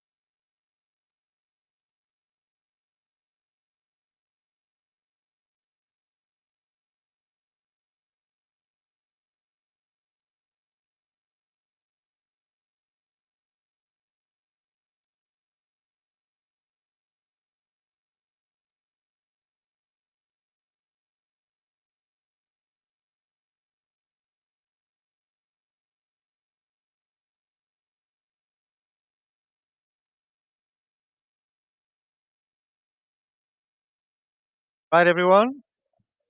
So let's start to finish our discussions and go back to the seats.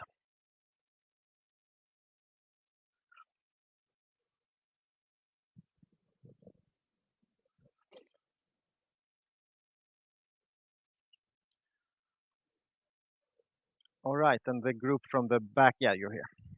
All right, so let's start in the order of so we start with group one, and that's yes, you took your previous. Let's move so everyone in the group is sitting together. I think that would probably be a bit easier. It's also good to.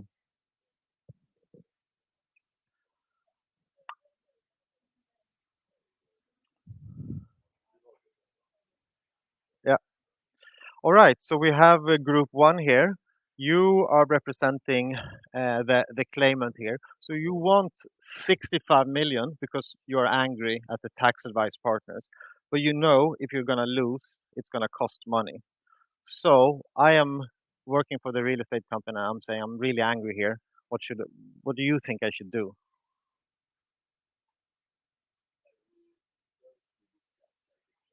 Yeah. Ah, that's a good idea. Yeah, it's for the otherwise the Yes. online people won't hear. Okay, no problem. So we firstly like discuss the case if it's a good case or a bad case for us, Yeah. and our conclusion was that we think it's a pretty bad case because like they have a good chance and very good chance to contest the whole claim basically, and also the limitation of liability. Like we can't win, probably can't win that much, and also the fact that um, we had to borrow money. We don't have so much money, like, and then to lose and to pay all the legal fees would probably be detrimental. That's So, sounds very good. It yeah, sounds like you have very commercial thoughts around this. Many lawyers they love to focus on the law, but if you can't even get the money to pay for this, maybe you shouldn't spend even more money in a case. So it's a very good yeah, like idea. maybe we can prove the damages, but it doesn't matter if we can't make them be responsible for it. Yeah, super good answer. So let's move on to group number two. So it should be here. Yeah. Yeah. So now we turn the tables. I am the tax advice partner. It's great that you think it's you have a bad chance because we think we have a great chance, or at least a fair chance. Because we thought that we were trying to argue, and we said, "Oh, but it's only advice. Technically, it's not legally binding. You can't prove that what we told you was legally binding. If you felt that the advice might have been bad, you should have requested a second opinion on the matter. So we can't really be found directly at fault. You can't really prove the correlation either." As it's stated there as well. Can you really say that, oh, this is directly based from our advice? No. Yeah, exactly. No, no, you don't. You don't agree. That's the point. But sorry, continue. Sit down. Yeah, and we also stated that, ooh, can you prove what we did was kind of done maliciously or in bad faith? And finally, we talked a bit about the last in the contract, the clausule, not the English word.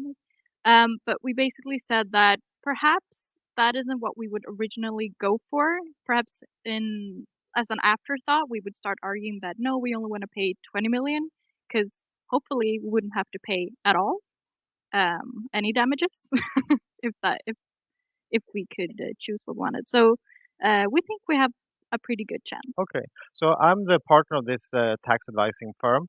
So you're saying that there's no way I have to pay 65 million to these guys and also 2 million in legal fees. Can you say that? Can I Yeah, be sure? sure. If we get a lot of money from it, we'll tell everything. All right. So if I bring this case to court and we say I don't want to pay, and then it ends up that I have to pay the other company 65 million plus 2 million, will you pay it for me then? No. No, okay. So you're saying maybe if you don't want to pay, then why should I pay? I feel a bit worried here. Maybe I have to pay 65 million. I don't have 65. I'll have to sell my house. Well, it's not my house, so Okay. it's fine. Yeah. Good answer. Very good thoughts. And then we have group number 3 again, who is representing the claimant. Do we have a speaker? Yeah. Oh, sorry, I took your paper. Oh, you're number 4.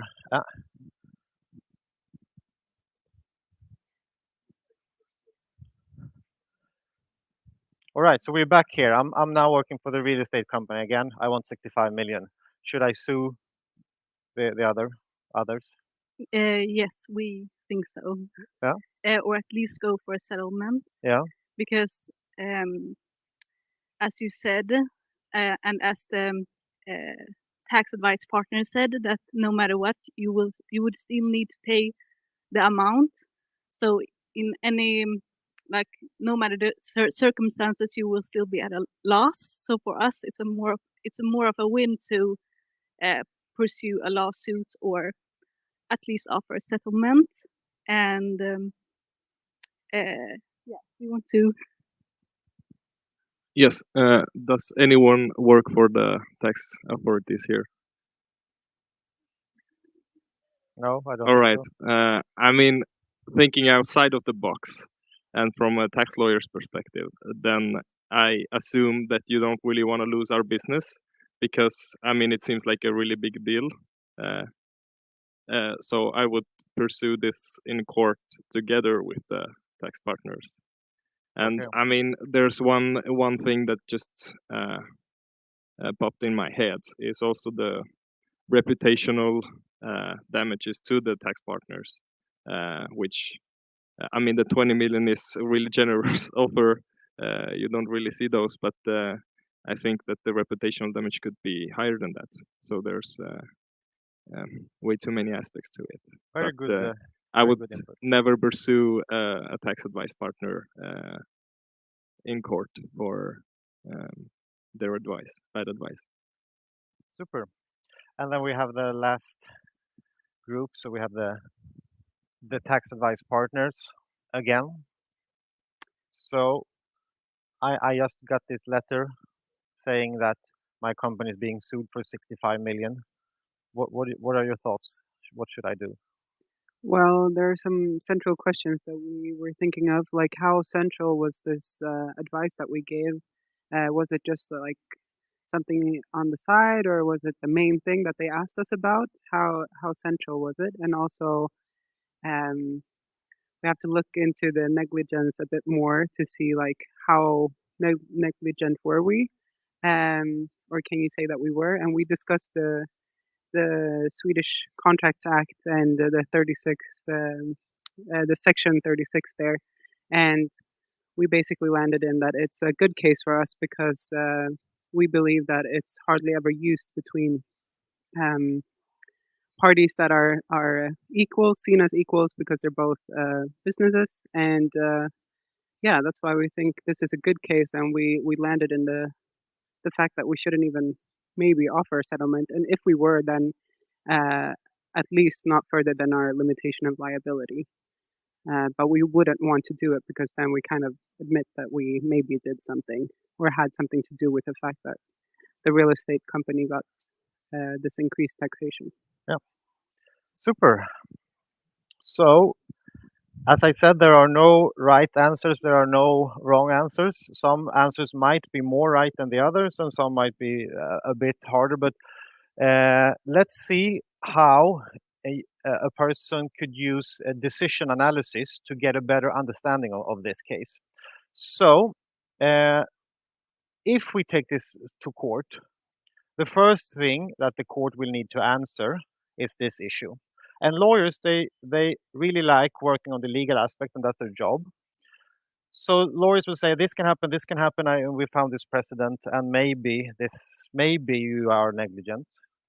Okay, but it's very hard for me if I am the partner of this tax advice firm to understand what maybe means. So let's just do our best guess. So let's say there's a 60% chance that we have been negligent. There's 60% chance that this tax advice firm has done something wrong.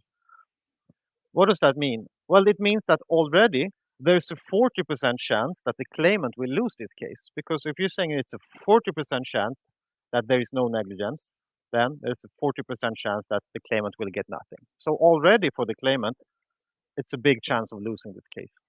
So if we can prove negligence, have we won the case? Will we get all the money?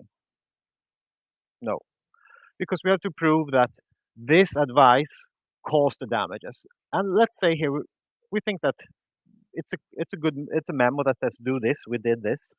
So it's pretty clear that we acted on this advice.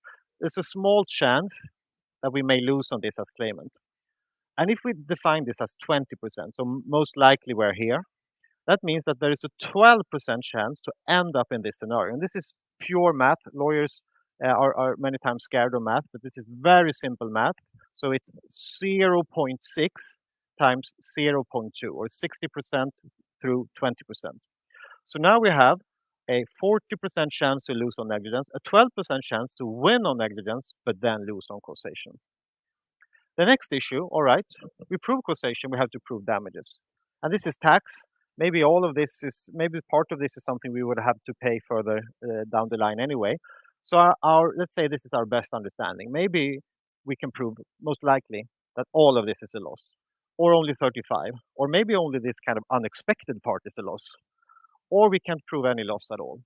So we define it this way. That means that if we prove the full damages, will we get the 65? Are we sure we're going to get the 65? No, because we have this limitation of liability, and we said that this one will likely apply. So if we say that there's only 20% chance that this limitation will not hold, that means that there is a chance that we could win 65 million, but the probability for that is 4.8%. If we believe our own estimates here, then it's a 4.8% chance to actually end up winning this case fully. So it's a shitty case, don't go to court. But it's not that easy, because what if we end up here? Well, and here you can see the math behind this again. What if we end up here? Well, we're going to get 20 million, and the likelihood for that is almost 20%. Oh, what happens here? If we prove 35 damages, well, if we get past the limitation of liability, we get 35. But if we don't, we could still get 20. And here, we don't have to worry about the limitation of liability. Here, we would just get 5 million. And here, we wouldn't get anything. So what our users are doing, which is mainly lawyers working in law firms, they create models around their cases. So here you see, okay, the first issue here is negligence. The second issue is causation. The third issue is damages. And we have different types of damages. And then they get an overview where they can see, all right, these are the potential outcomes. This is how much we would get. This is the likelihood for all of these outcomes to occur. And when you have that, you have the core components of decision theory, which is values and probabilities. So just like with the ticket, a 19.2% chance to win 20 million, that opportunity has a value of 3.84. And if you look at all the opportunities here we get nothing, here we get a little bit, here we get nothing. If you add all of these together, so these add up to 100%, just like all the alternatives in the ticket add up to 100%. The overall value, the average value of this claim for us as claimant is 10 million. Visually, we can see that there's a big chance here, more than 50%, that we lose the case and we get nothing. But we could maybe get the 65 or 35, but more likely 20 million. And that means that even though we will probably lose, our chance of winning has a value, and that value is 10 million. So Hugo here, if you are now the claimant and you get an offer from the other party saying, okay, we didn't do this a really good job maybe. I'm sorry, I'll give you 100,000. What will you say? The lawyers have said that this is what could happen. Probably you'll get nothing, but you could likely win 20 million and maybe in 65. I'll give you 100,000.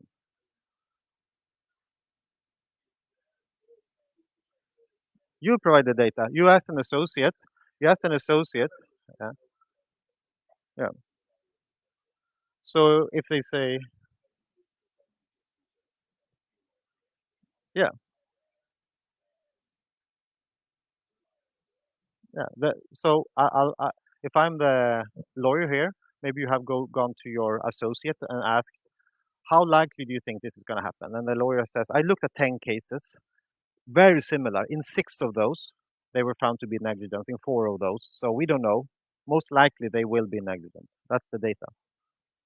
So if I say, okay, you can get 100,000, you say no. Okay, if I say 1 million, maybe. Okay. What if I say 8 million?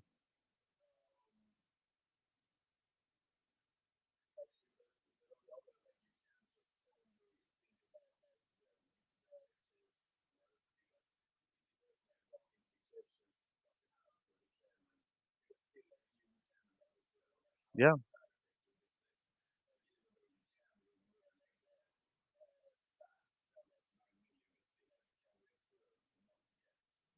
very good question.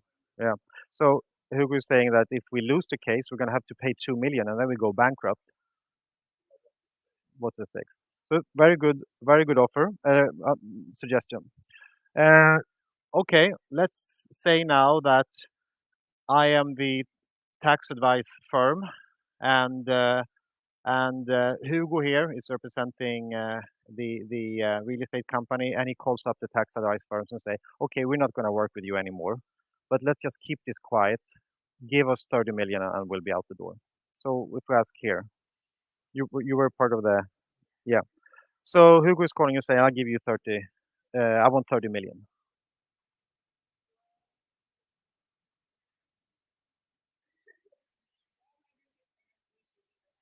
Yeah.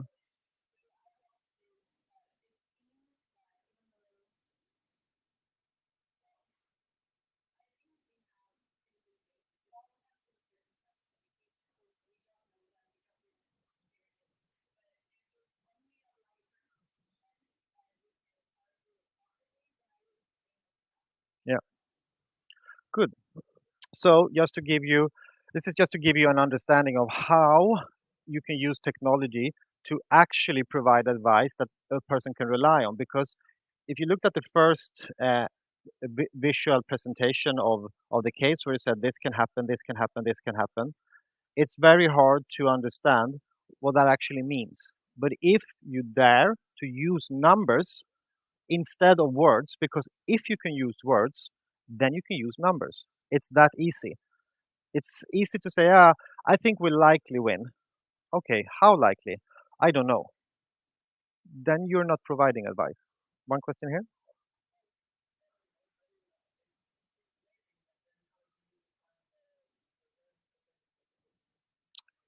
Good. You mean the red percentages? Yeah.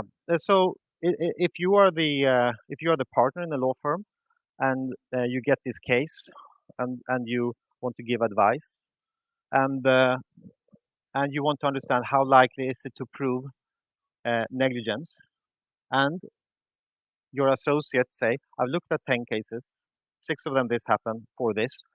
We won't know, but this is our best guess. So many lawyers, I think, uh, they think that they need to have the correct answer. But the problem is, even if you have the correct answer, that doesn't mean that the court will make the correct answers, because courts do. One court will come to one decision, and then the court of appeal will come to another answer. And if you are in arbitration, there's only one instance. So if you lose in that instance, that tribunal does something wrong, that is the answer. So if you can use words, then you can use numbers. So instead of talking about we have a reasonably good chance to win a case, an optimist will hear we have a 95% chance to win a lot, and then they will go to court on this case. So our lawyers that use this, they use this to produce reports saying we have looked at this and this, and we have made, and then let's go to our tool here.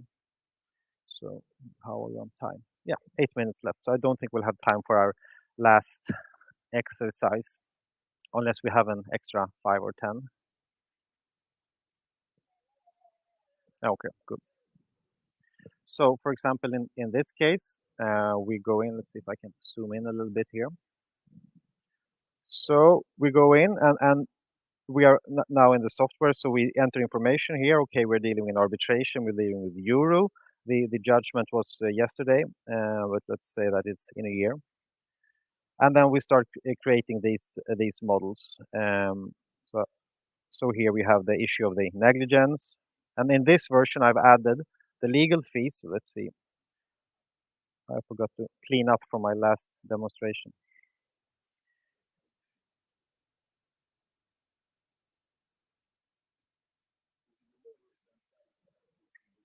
Exactly. No, it's the lawyers that put in their own data. So here is one of the models for this case, and then we've also added legal fees, and then we're also going to add here um, legal fees here instead. So we say, okay, if we expect that our legal fees will be 1 million and the opposing parties will be 1 million. This is what will happen in the court. This is the US version, which means that whatever happens, you will always pay your own legal fees. This is the Swedish version. If you win fully, you will get all of your legal fees back. If you lose, you'll have to pay all the legal fees to the opposing party.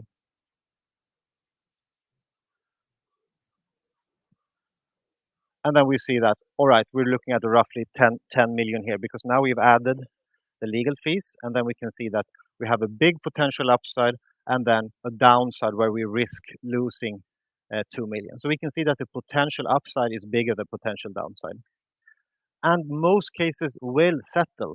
Most cases will settle long before a court. So it's a bit depressing actually when you start working with law.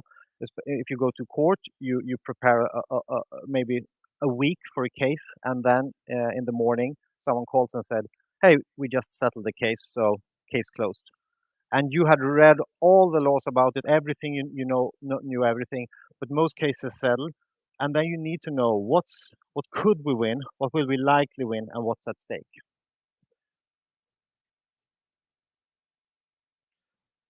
Do we have any other questions so far? One? You mean softwares or? Three. So we, a company in Australia, and a company in the UK, which is our main competitor.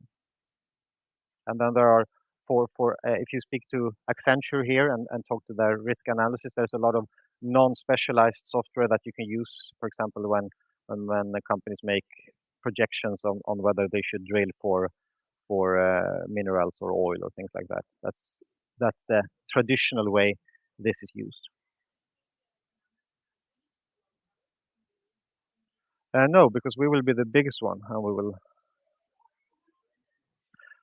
I think that more and more lawyers they get sophisticated because they need to, because their clients say, "Don't give me a paper that says we can maybe lose a lot of millions and maybe we can win a lot of millions, because what am I going to do with that information?" And then you say, "Just give me an hour and I will explain to you the law of contract in Sweden." I'll say, "Are you kidding me? You know, I have all of this stuff. Am I going to win or not?" "Yes, you're going to win." "Oh, so I'm going to win 65." So this one is a clear understanding because the lawyers are not dealing with their own money; they're dealing with someone else's money, and it's them that needs to understand that, okay, we could win 65 with interest for several years. That goes up to 85 million.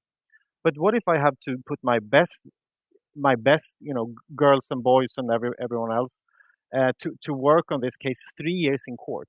That's going to cost me 2 million, and that's something that needs to be a lawyer needs to kind of also understand. And we have heard some really good examples here around that. What about the reputational risk? What about this? Maybe the tax advice firm feels that, okay, it would make sense for us to pay this, but we can actually pay a bit more, because if the words gets out around this on the street, that also has a value.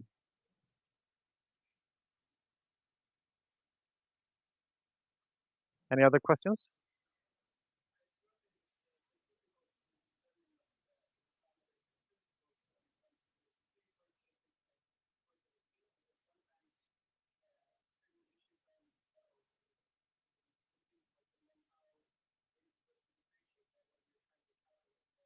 Let's ask, so we have a practicing lawyer here in the back. If I ask you, how likely is this to happen? Will you say, I don't know, because there's so many issues? Let's say, can we prove negligence here? I ask you that, as I'm your client. I ask, okay, can we establish negligence in this case? Yeah,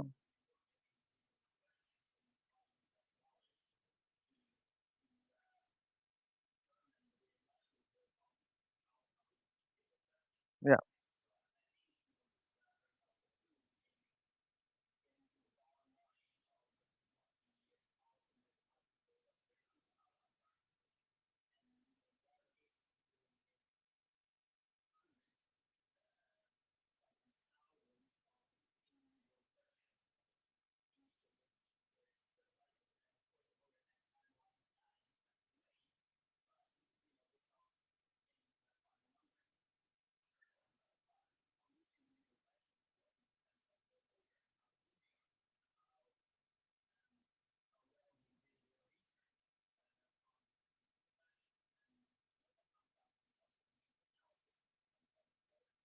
exactly.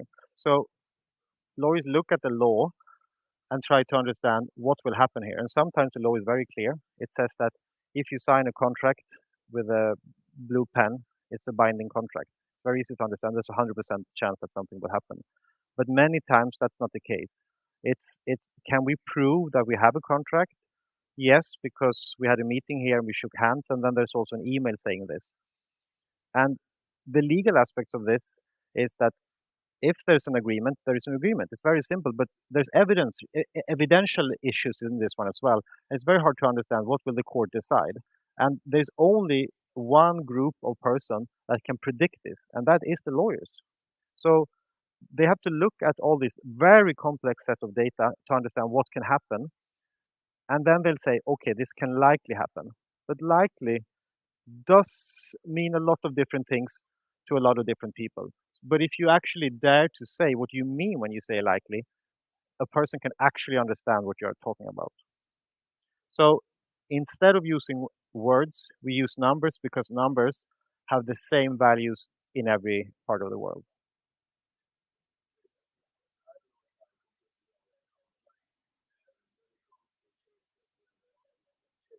Yeah.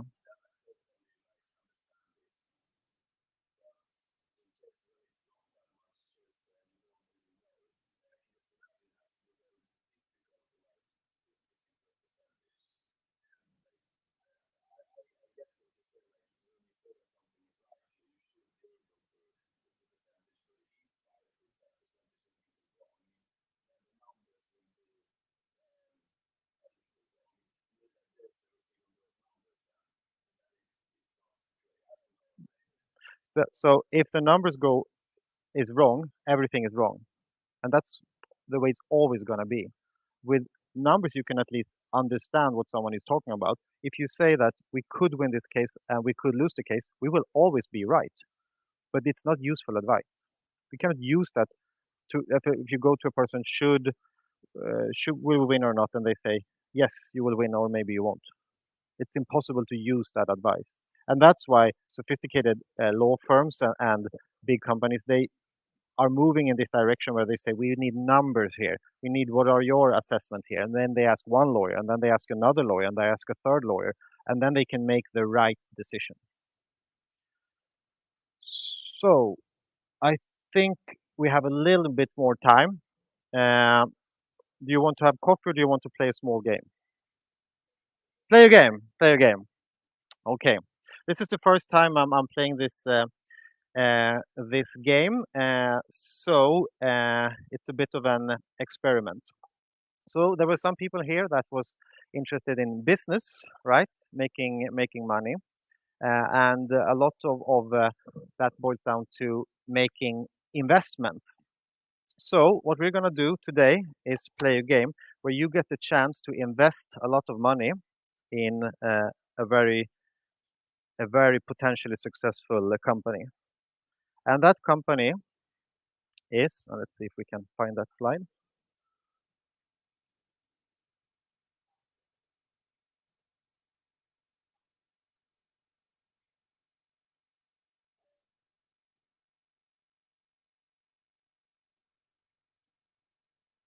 is this. So this is a high-tech legal startup, and if they are successful, they're gonna make a lot of money. And the money that this company is gonna make is 500 Swedish crowns. So this is what is at stake here. This is the best case scenario here. You have now the opportunity to win 500, but the problem is if this company is not successful, all the investments in this company will be lost. But we don't know if this company is going to be successful or not. And this is very natural for people in the business world, that is Bitcoin going to be successful or not? We don't know, but people make predictions, people make estimations to understand, is this a good market? Is the metaverse fashion industry something we should invest in? But it's very hard to make this prediction. So in this one, it's easy, because if we have this small pin here, so I'm going to shake this cup now, and if the pin goes like this, if everyone can see, the small pin is pointing upwards, then the company is successful, and the person who has invested in the company will win 500. But if the pin ends up like this, the company is not successful, and all the investments will be lost. So what we're going to do now is we're going to do 3 attempts. We're going to look at some other companies that were in the same industry. One of them failed. And then another one failed. And then the third one also failed. But it could be that one of these companies will be successful, and then you'll win. So we're going to have a session where all of you will have the opportunity to make bids for this company. And this is a real competition now. So if you win, you will walk away with this one. But if you lose, you will have the money you have invested will be lost, and I will keep it, and I will go out for a beer with maybe some of you guys someday in the future. So you have this chance to invest in this company, and now the company has started. It might be successful or not, and you have the opportunity to invest in this. Would you like to invest? Do we have anyone who would like to invest in this company? So, does anyone want to invest 1 crown in this company? I have 2 people in the back bid 1 crown. I have any higher? What do I have here? 5 crowns. You get all of this. You won't get back your investment. So the money you pay will be a part of the company. So you can only win 500. And you will not get any of your investment back. Does anyone dare to invest more than 5 crowns? 10 crowns. 25. So is that 14.7 or 30? Sorry? 14.7. Okay, so all of you have a big chance, perhaps, maybe, to win 500. And we only have bidders for 15 sec. 30. We have 30? 30. Does anyone want to invest 40 instead? No 40? 40. So we have people in the back you have students here, then the 50 then. Okay, we have 50. 50. Okay. Yeah. Let's bet the 60. Yeah. 60. Yeah. 70 crowns. 70. Do we have 80? 70. Last. 1, 2, 80. Malin, do 80. 80. Do we have 90? Okay. 90. 90. Okay. Do we have 100? 1, 2, 3. Okay. We have a bidder here who invested 90 SEK into this company. So you understand that you have one chance now to back off. take a step back, but you're gonna have to swish me 90 crown, whatever happens here now. But if you win, you get the 500. Okay. So let's see what happens. You won 500. You're still gonna have to swish me the 90. So the profit you made is 410 crowns. And this is a game. My theory is that lawyers are very risk averse. They don't like to take risks, even that when they could make money from it. So we're gonna do a super quick look at this case from a decision theory perspective. So we go in here and we model this claim, and then how much was invested? It was 90 crowns, right? So we have a box here where we have invested something negative, 90 crowns. And then we move on, and then there are two options. If the pin is up, we're successful, we get 1,000, and if the pin goes down, we get nothing. And if we end up with nothing, we also have lost the 90 crowns. So we have two options here. One where we walk away. Oh, this is supposed to be 500. Yeah, yeah. No, let's see here.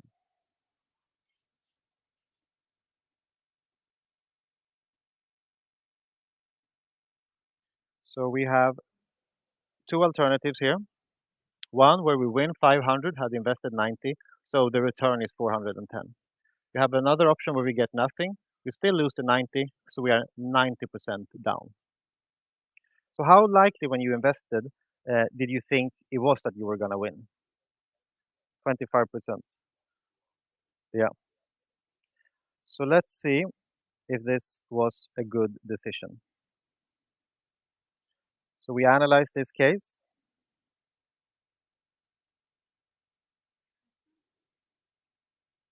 And we can see that we have a potential upside of 410, and the probability for that is 25%. We have a potential downside of minus 90, which is very likely, but it's not as you only lose 90 here. Here you win 410. So this decision is a net positive decision. It's a smart decision to do, because what you invest, what you could gain from this investment is bigger than what you could lose. And this is how you can use decision theory to analyze basically anything if you can discuss probabilities and values. And this is what we are all about. So just out of curiosity, do we have any other probabilities here? Did anyone think it was? I can tell you the real probability, but do we have any other guesses? How likely was it that the pin would turn like that? Did anyone think it was more than 25? No. We have an optimist here. Good. Okay. So I hope this was interesting for you. And if you are want to know more, then just contact me on LinkedIn and or send me an email. And soon we will probably publish some information about a request for a student who wants to write their thesis with us. Who is if there's any students here who are interested in procedural law in Sweden. So thanks a lot for your time. I stole a lot of it, and I'm thankful for having gotten this chance to talk to you.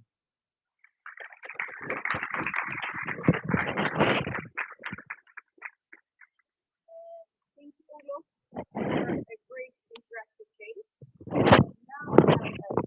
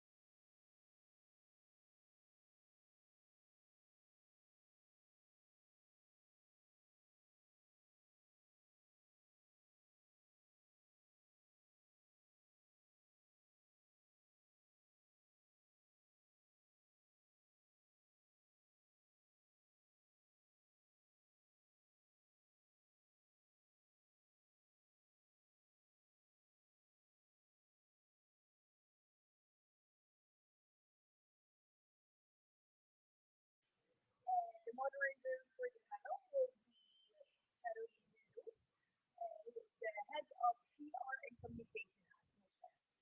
So I'll welcome Caroline up. Thank you. Yeah. Thanks, Natalie, for the introduction, and thanks for having me. It's really good to be here.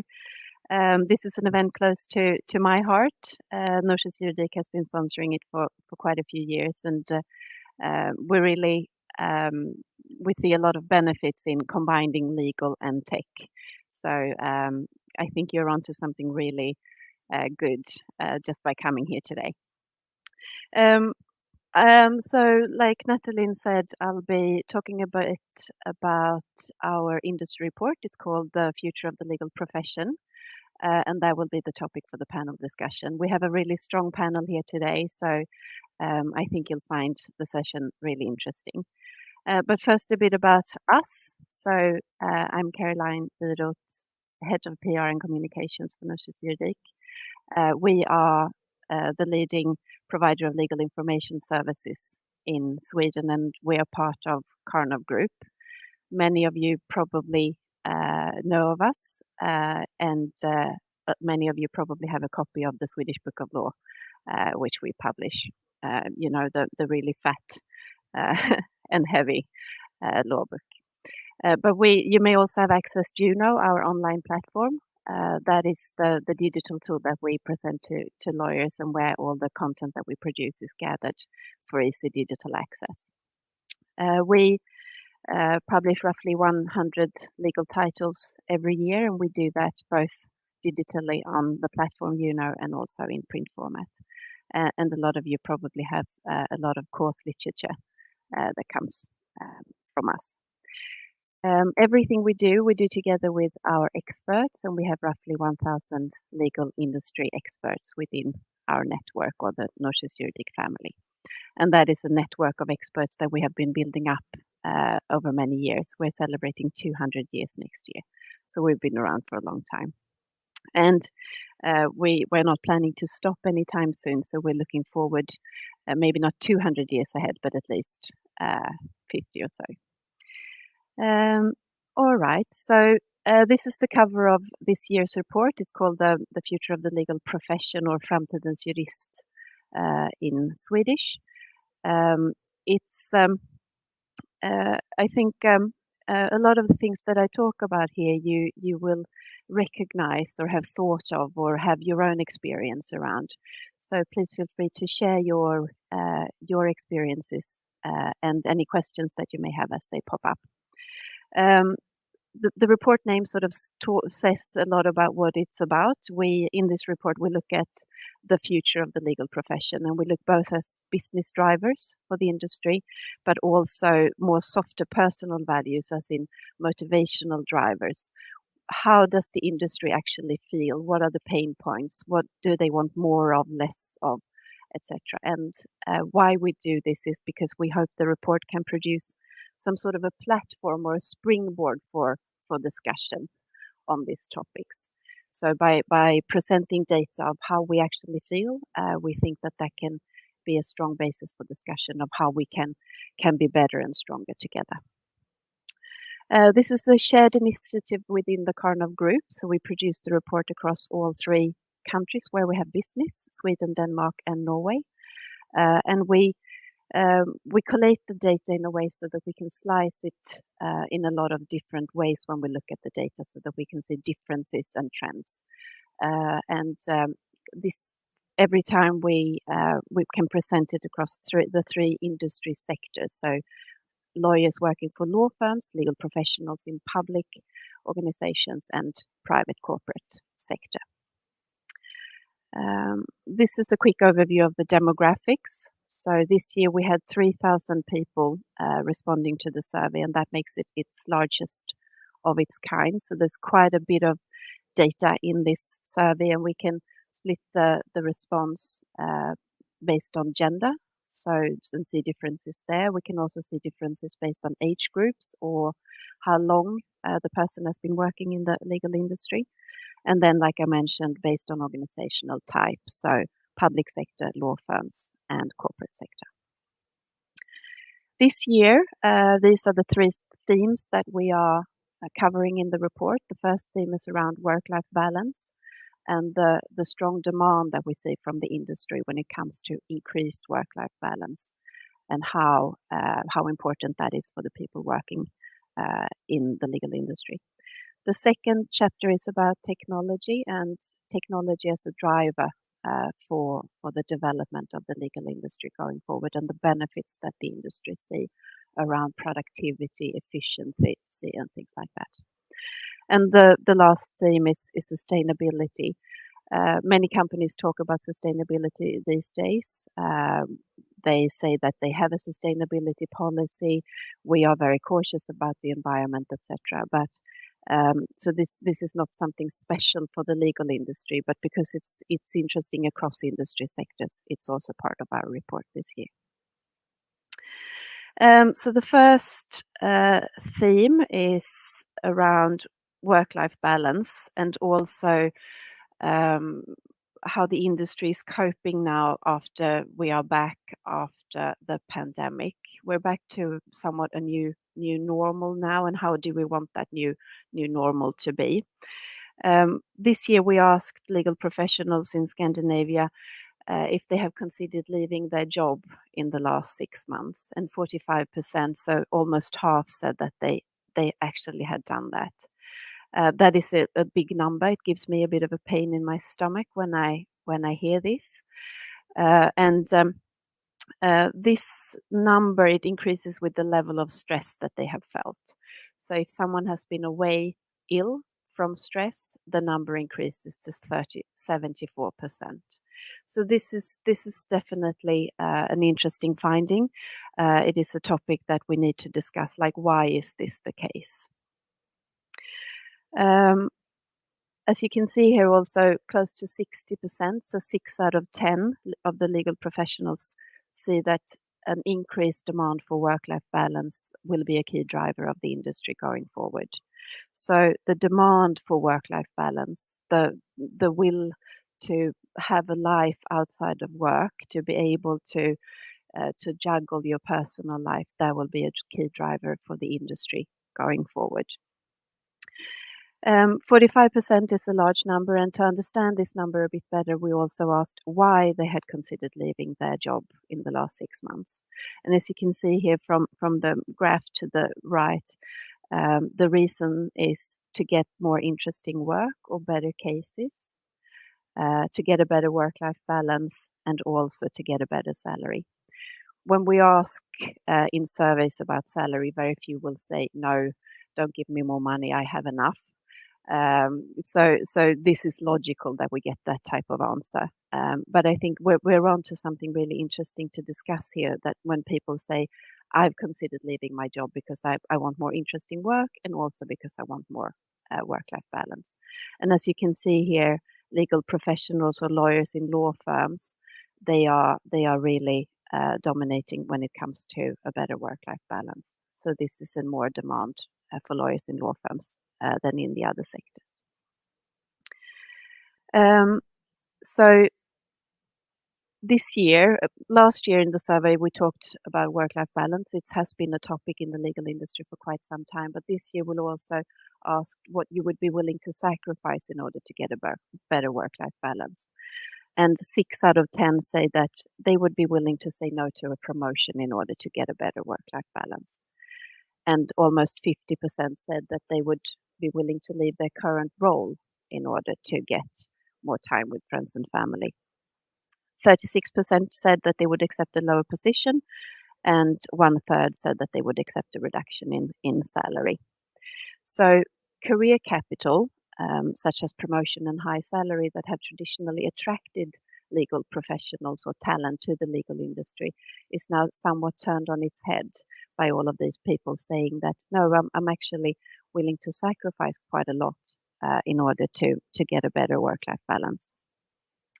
And I think somewhere in here lies a bit of the recipe for employers if they want to retain top talent going forward. It's a matter of offering the work-life balance that people are after.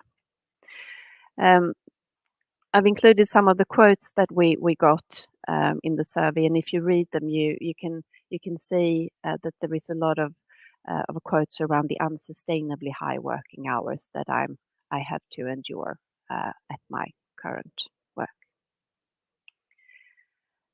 So what should employers do in order to attract the young generation, such as yourself?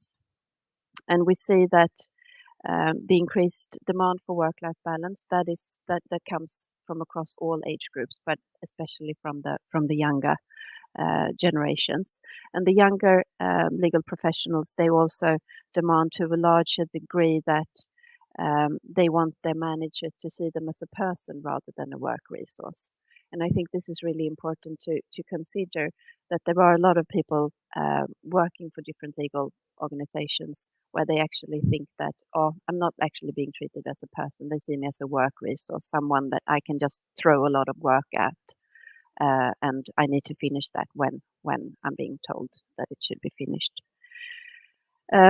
So striking a balance between offering the work-life balance that legal professional wants, and also new management styles is something that needs to be discussed in the legal industry. Micromanagement and more traditional management styles are probably not going to be what is at the top of the agenda as we move into the future. The second theme of the report is around technology and the increased need for legal services in society in general. You may have felt that we come across legal matters in our daily lives a lot more often than we perhaps did 10 years ago. And this need, together with digitalisation in society, is likely to also shape the way the industry is working. And this is also something that respondents in this survey saw. So 6 out of 10 say that technology is one of the key drivers of the development of the legal industry, and close to 100% say that understanding and being able to use digital tools is important for future legal professionals.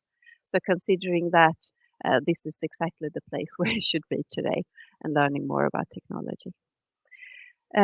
When it comes to believe in technology, 76% believe that technology can help increase their level of productivity. So it can help me become more productive and efficient at what I do.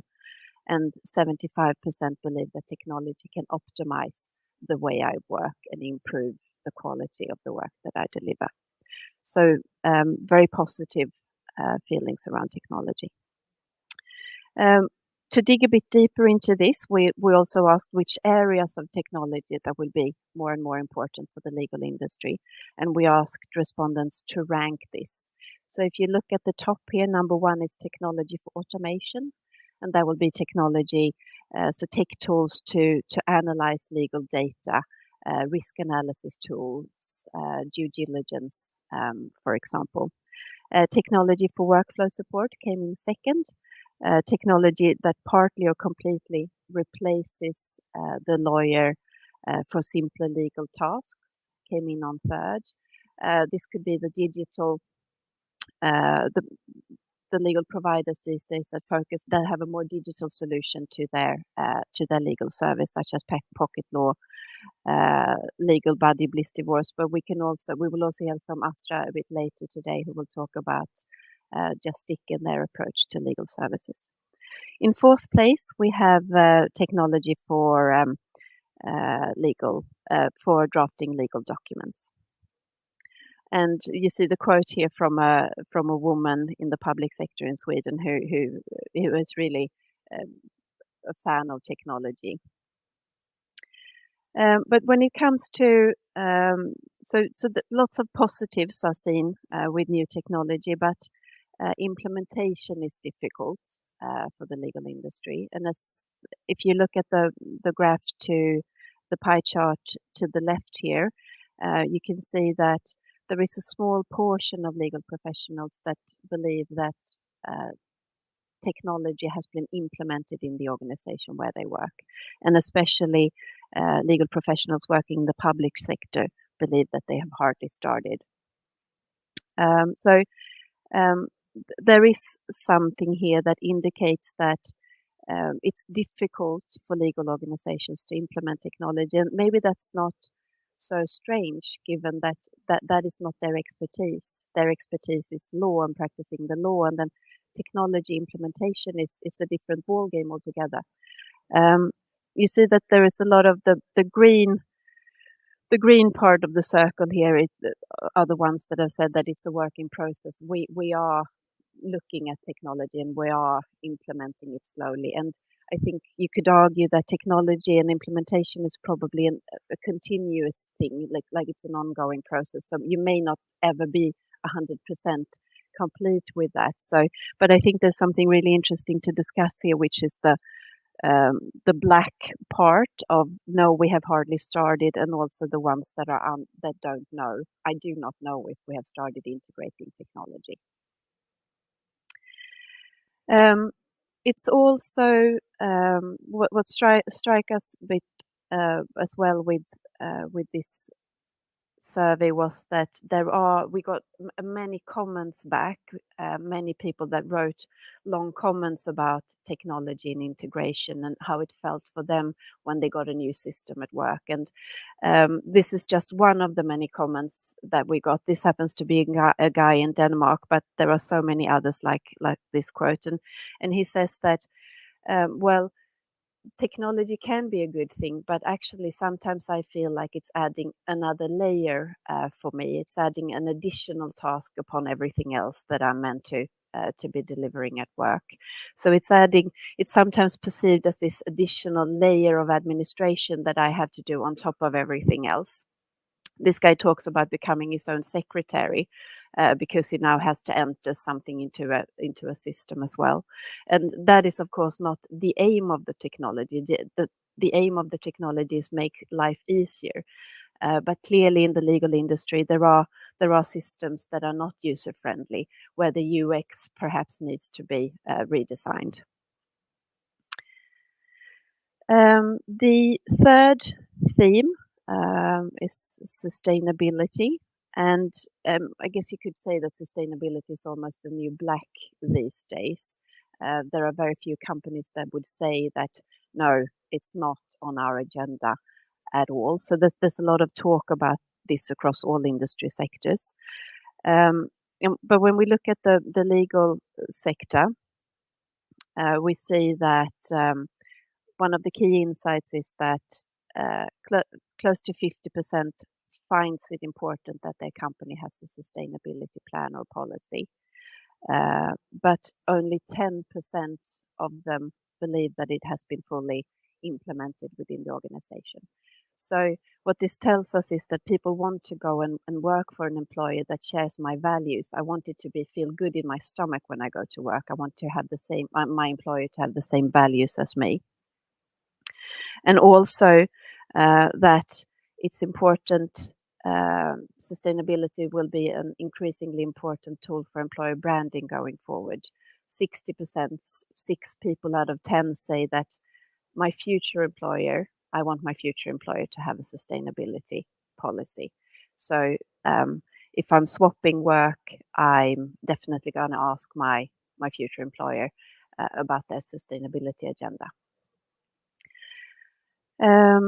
Also, 60% believe that the most important reason for companies to implement a sustainability plan is the environmental reasons. We have to care for the environment. But also 54% say that companies need to work with sustainability to strengthen their reputation.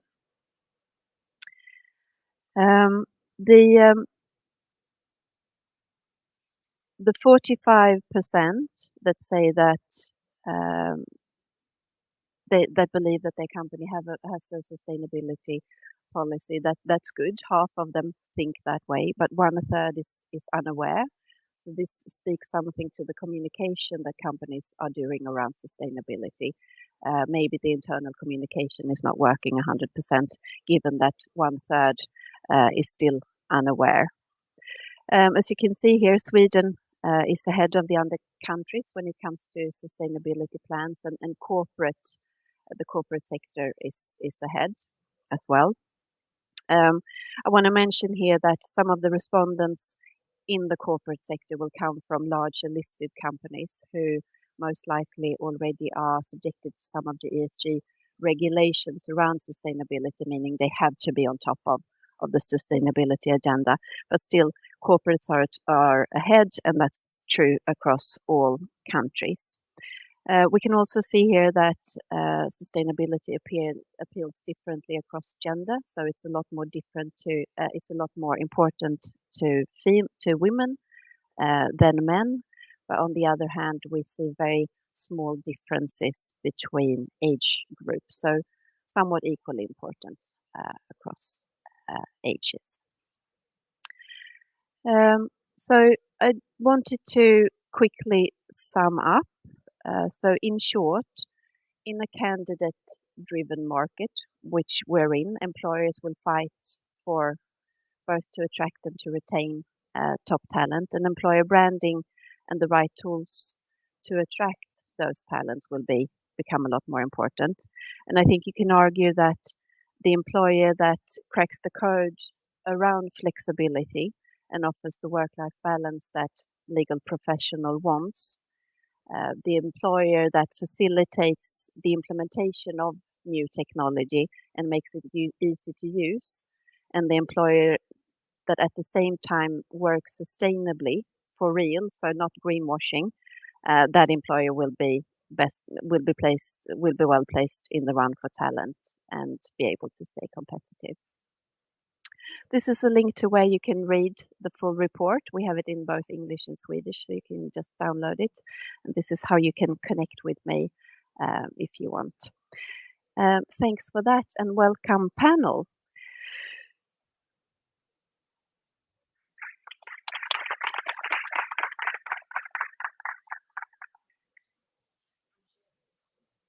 So.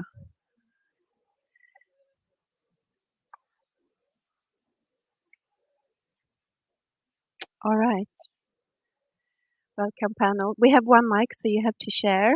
And I think I'll let you guys introduce yourselves. Jakob, do you want to start? All right, since I have the mic. Since you have the mic. Hi, I'm Jacob Eriksson. I work at a law firm here in Stockholm called Westerberg & Partners. Our firm, my colleague spoke earlier. She works in the IP team. I work in the other department of our firm, which is the disputes team. So we're essentially a very niched firm working in either IP and everything regarding IP, or commercial disputes, be it in court or in arbitration. And I'm a Swedish lawyer, and I've been working for about 8-9 years now. And I've also studied a master's in New York a few years ago. Yeah, so my name is Ezra. I'm also a lawyer to sort of start with, but I left the sort of legal field a couple of years ago. So now I work with business development at my Play Group, but I'm also a co-founder of a legal tech company called Justic. Hi everyone again, my name is Malin Manicke and I'm also a lawyer and I'm a legal tech associate at DLA Piper Sweden, and I've been at DLA Piper for about 2.5 years and as a legal tech associate for about 2 months. Hi, and my name is Emily. I'm a legal tech trainee here at DLA Piper, and I'm also a law student, so not yet graduated. But yeah, I work in the legal tech department, so I mainly focus on the digitalization, automation, and effectivization on the bureau. Super. Thanks for introducing yourselves. I told you we had a kick-ass panel. So I've presented some of the insights from the Future of the Legal Profession report, and the idea is that we will discuss 2 of the themes now during the panel discussion, work-life balance and technology.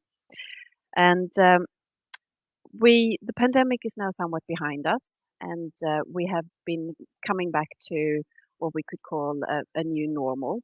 And that new normal comes with maybe some new frustrations for people, sometimes on top of old. And we saw that in the Future of the Legal Profession report that 45% of legal professionals across Scandinavia have considered leaving their job in the past 6 months. And like I said, this gives me a bit of a pain in my stomach. So I thought we should start discussing this. Jacob, what do you think? I think it's a very high number, unfortunately, and it's obviously a sign of some sort of distress in the legal sector, if you will. I think I noticed that the numbers were perhaps even higher among law firms than across other fields. Correct. It's essentially a sign of although you've always heard that employee turnaround is big at law firms. Essentially it's a sign of some people being disgruntled in a way, and if not leaving, it definitely leaves people, I would assume, less vested in their current position. Yeah, I'll leave it at that. Yeah. Perhaps we'll discuss more. Thank you, Asra. Yeah, I think one of the things that you mentioned was kind of leadership, some challenges in those aspects. Because I really think there are many great lawyers out there who really love law, but they do not like being leaders, which sort of comes to you a responsibility that you have to deal with when you become a partner. And at least I could really tell that most of them, I feel, are very, very interested in law, not so much interested in leading people. So I think that's also one of the sort of a big challenge in the industry, that you have leaders who maybe aren't so excited about leading. So we're on to like the combination of around work-life balance, working long hours, but also maybe having a manager that is not always seeing me as a person. That was how the question was worded in the study. But I think it's about seeing the individual, and what is work-life balance for me may not be the same thing as work-life balance for Malin. Malin, do you want to comment? I was just going to say that not only is it a lack of sometimes a passion for being a leader for a group of people or to be some sort of mentor for young professionals, but it's also a lack of training in being that. Because even though you hear that, oh, he's a natural born leader, or she's like such a natural leader, like just takes the room or whatever, that's not how good leaders are made. They're just not born and appear out of nowhere. They need training, and they need continuous training, and especially in a work life that has turned itself upside down with hybrid workers and people working from home versus the office. You need to be a different type of leader to manage all of your people and make sure that you as a leader then know what's work-life balance for you, what's work-life balance for you, and how do I best facilitate our team so that everyone can be on their top. Yeah, very true. Emily, you recently started as a trainee at DLA Piper. What's your feel now after starting? Do you get some work-life balance, or do you have a good manager? I mean, Malin's sitting right next to me, so definitely. Be honest. But I mean, looking at the report, of course, there's as a student about to enter the field, I mean, it is a cause for concern that so many, such a high percentage has already considered leaving. But then again, I think that is on one side a positive thing, that the cat's out of the bag. It's now being discussed, and I believe that actions will be taken because of it. And perhaps that won't be even a discussion in 10 years' time, or even sooner than that. So yeah. Yeah, no, I agree 100%. It's when we discuss these things that we can also do something about it.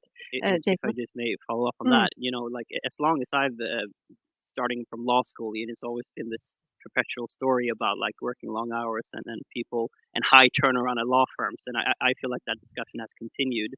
It's probably good that we keep talking about it, for sure. Maybe things would have been worse otherwise. But I'm not sure there the answer lies directly there. We also saw that the level of stress you feel impacts how likely you are to leave your job. And this is, of course, logical. If you have been ill with stress, you're bound to start looking for something else. But Asra, what do you see the impacts are of this? High stress levels, or sorry? High stress levels, and like what would the impact be? Yeah, I think we're losing great talent. Good people, people who love law are sort of pivoting. They're taking other paths instead, because you can't find that balance. And I really do think that we could, because looking from the client side, I don't know about you guys, but when we, at least when I was at the law firm and we were talking to our clients, sometimes, yes, it's a stressful situation. You need to sort of deliver very quickly, fast turnaround and all of that, but it's not most of the time. So I think we also, I don't know why, maybe we take pride in, multitasking, being able to do a lot of work at the same time. And I think, we need to maybe take pride in actually being able to do all of this in a reasonable amount of time without people getting burned out or leaving this the law firms. So I think it's like a great talent lack. And we're losing a lot of women due to it as well, because it disproportionately affects women, which of course hits our diversity in the law firms generally. So it's a massive brain drain that you're this losing is a problem right there. Yeah, I do want to follow up what you both identified initially, and which I thought about when sort of thinking about this panel. It's like for me, it really comes down to leadership, and you can really, like, through the different roles I've had at different law firms and also companies, you can really identify the difference of when you have a good, solid leader who takes time and effort and has the skill and will to plan and strategically think ahead longer than, I don't know if that's an English, say longer than your nose, as we say in Swedish, versus when that doesn't happen. On the one hand, yes, I think there are a lot of stressful factors at law firms, and some things I think are difficult to build away, but I certainly think there's a lot of room for improvement. Maybe that's also a tip to you guys when you get out and start going to these recruitment sessions and all of that. Like, look for a good leader. Trycktesta dem. Also the other way around as well. When you're sitting there in the interview, I always do that. So super important. I think that's a really good idea. So we saw in the study that the resignations are motivated by both more interesting work and improved work-life balance. And we've talked about the importance of having a good manager and being understood as an individual. Would you say that we see a new career path for young lawyers emerging now? Instead of maybe working 5 years at a law firm after graduation, candidates may move more quickly into corporate legal teams, for example. Asra, maybe you want to share your journey a bit. Yeah, I think there are we're seeing sort of new trends. Also, like just like freelancing as a lawyer now, like doing sort of freelance gigs here and there is becoming more and more popular, which I think I didn't, 10 years ago, I wasn't discussing those things with my peers. But I think I've had a sort of maybe not, well, it kind of traditional, but then now it's maybe not that traditional anymore career, where I sort of started off at record company in the legal field there, working in the legal team, and then I transitioned into MSA, working in sort of the law firm, and then I did the tinggrej, and then I went back to the law firm. But then I sort of pivoted. I had MTG as a client for many years, and they were like, "Oh, do you want to come in house and work for us?" But I was super clear that I'm sort of more entrepreneurial. So this legal, I don't know, the law firm, it was too sort of fyrkantig for me. So pretty fast when I joined MTG, I pivoted there as well. I left the legal team, worked with our investments, and then Now I'm responsible for our business development. So and also having this legal tech firm. So I'm sort of having multiple careers at the same time, which is maybe hard, I think, at the law firm. Yeah, for sure. Emily, a comment for you on this. What are your plans after the big graduation day? My big plans. um, no, but I would say that I think in general to the question that I think students now are looking to incorporate their interests, like Malin said earlier during your speech regarding hybrid roles, and that's definitely something that I'm looking to incorporate and have been fortunate enough to do at Dela Piper. Being able to combine my creativity, curiosity, legal design, and so on. And that's definitely something that I think we'll see more and more of, that people want to do work with things they're genuinely interested in, and being able to combine that in a more creative way. Yeah. Malin? I think just a short comment. I think also what's important to recognize is that in-house teams are getting bigger. So you have actually that opportunity.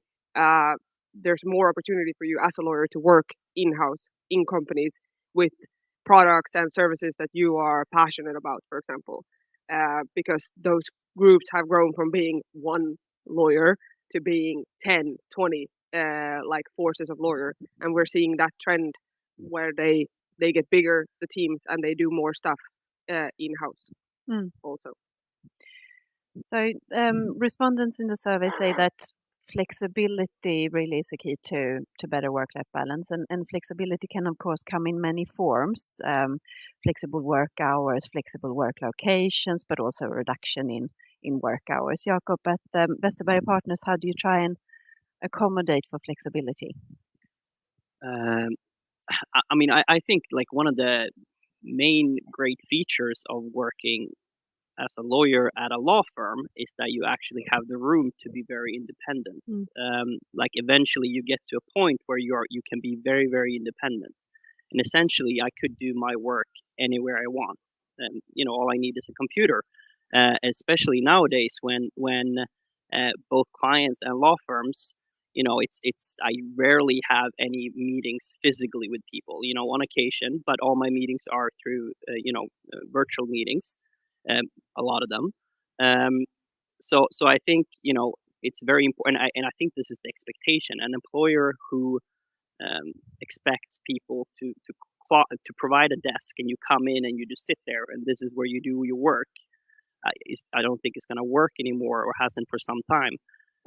So I really expect from my employer, and that's what I get from my employer, like the freedom to work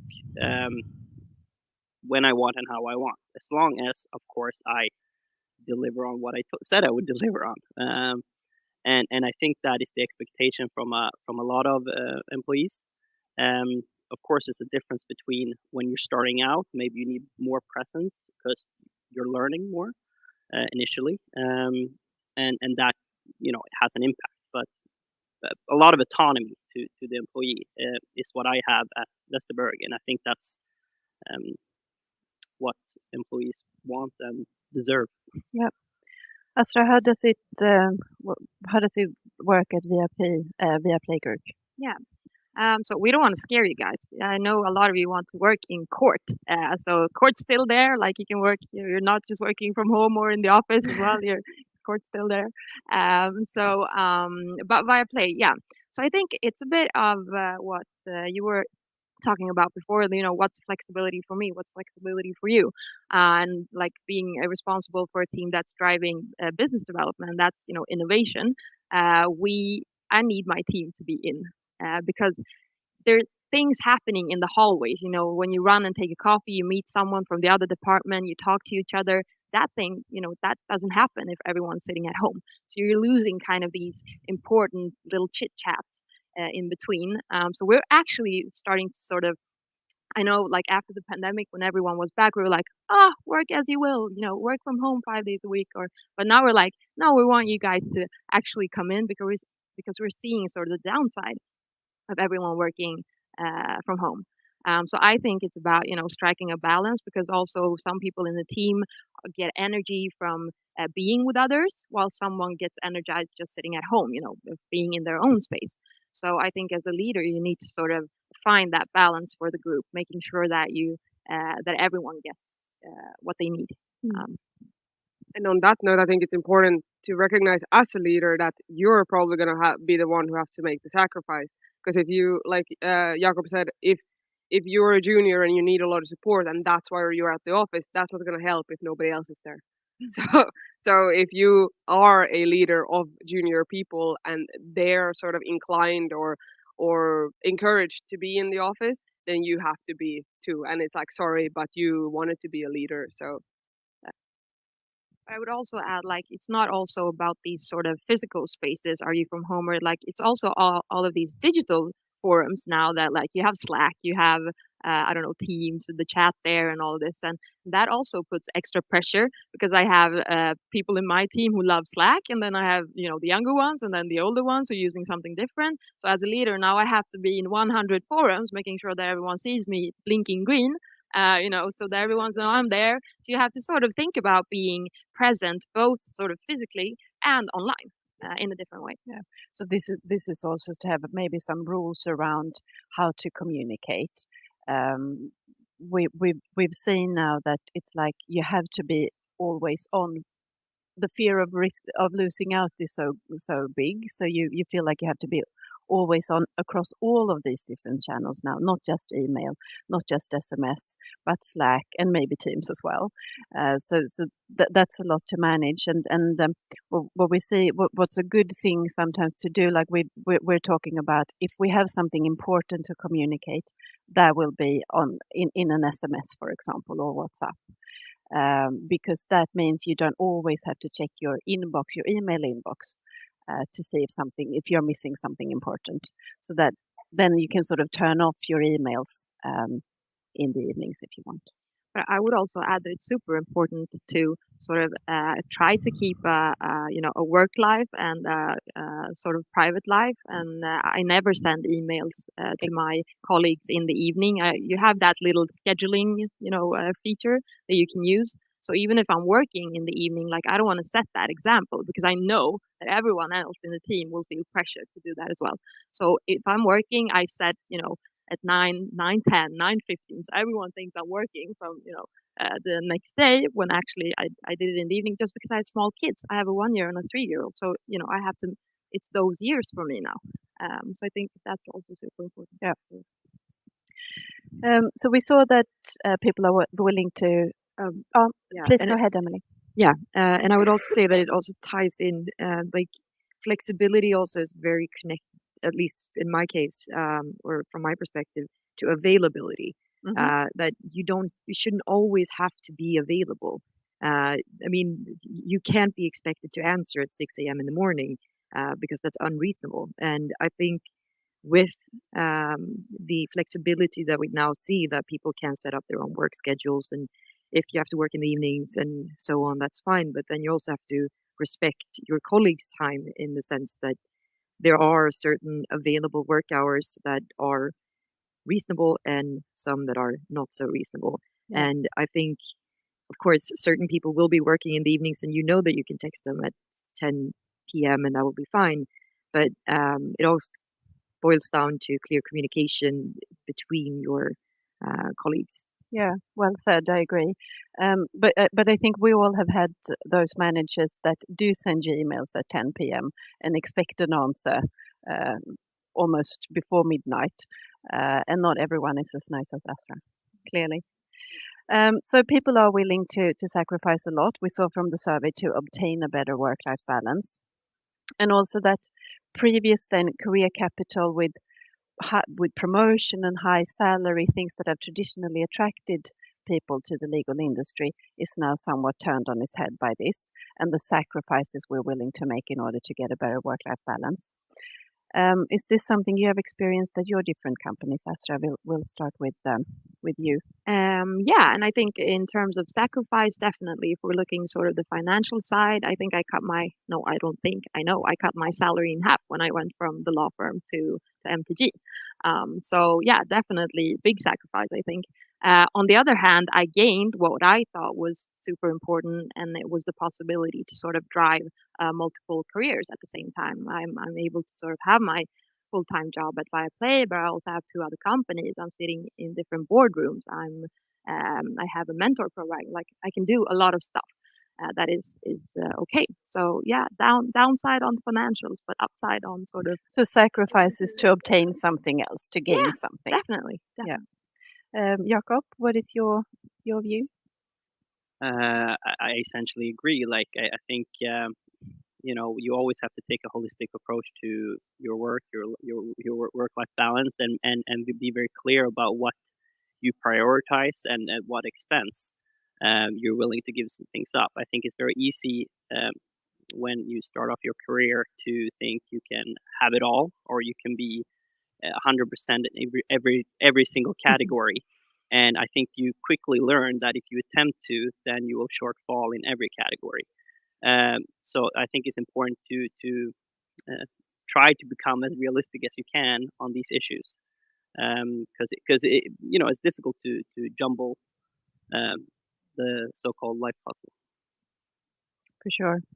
So we're moving on to the next topic about technology.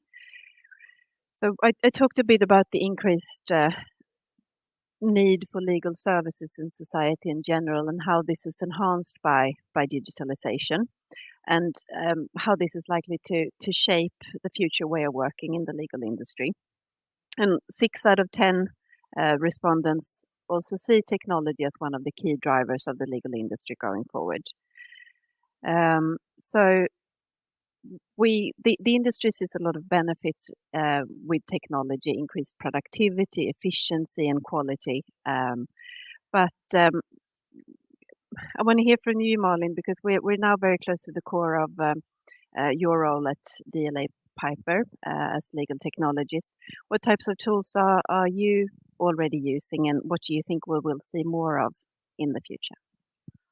It's interesting because when we were obviously technology is a massive driver for change, but it's also important, like for the work we do is rarely about specific products and rarely about implementation of those specific products, but rather about knowing our colleagues and knowing their needs. And a lot of their needs are currently based a lot in what we talked about around work-life balance, and they want to achieve this efficiency and this quality and everything around that. But not every time is it tools that we need. We need leadership first, and then we need to see over our work processes, and we need to know why they exist and for what reason we do work in a certain way. And only after that we talk about products and using products and buying products if we don't have one.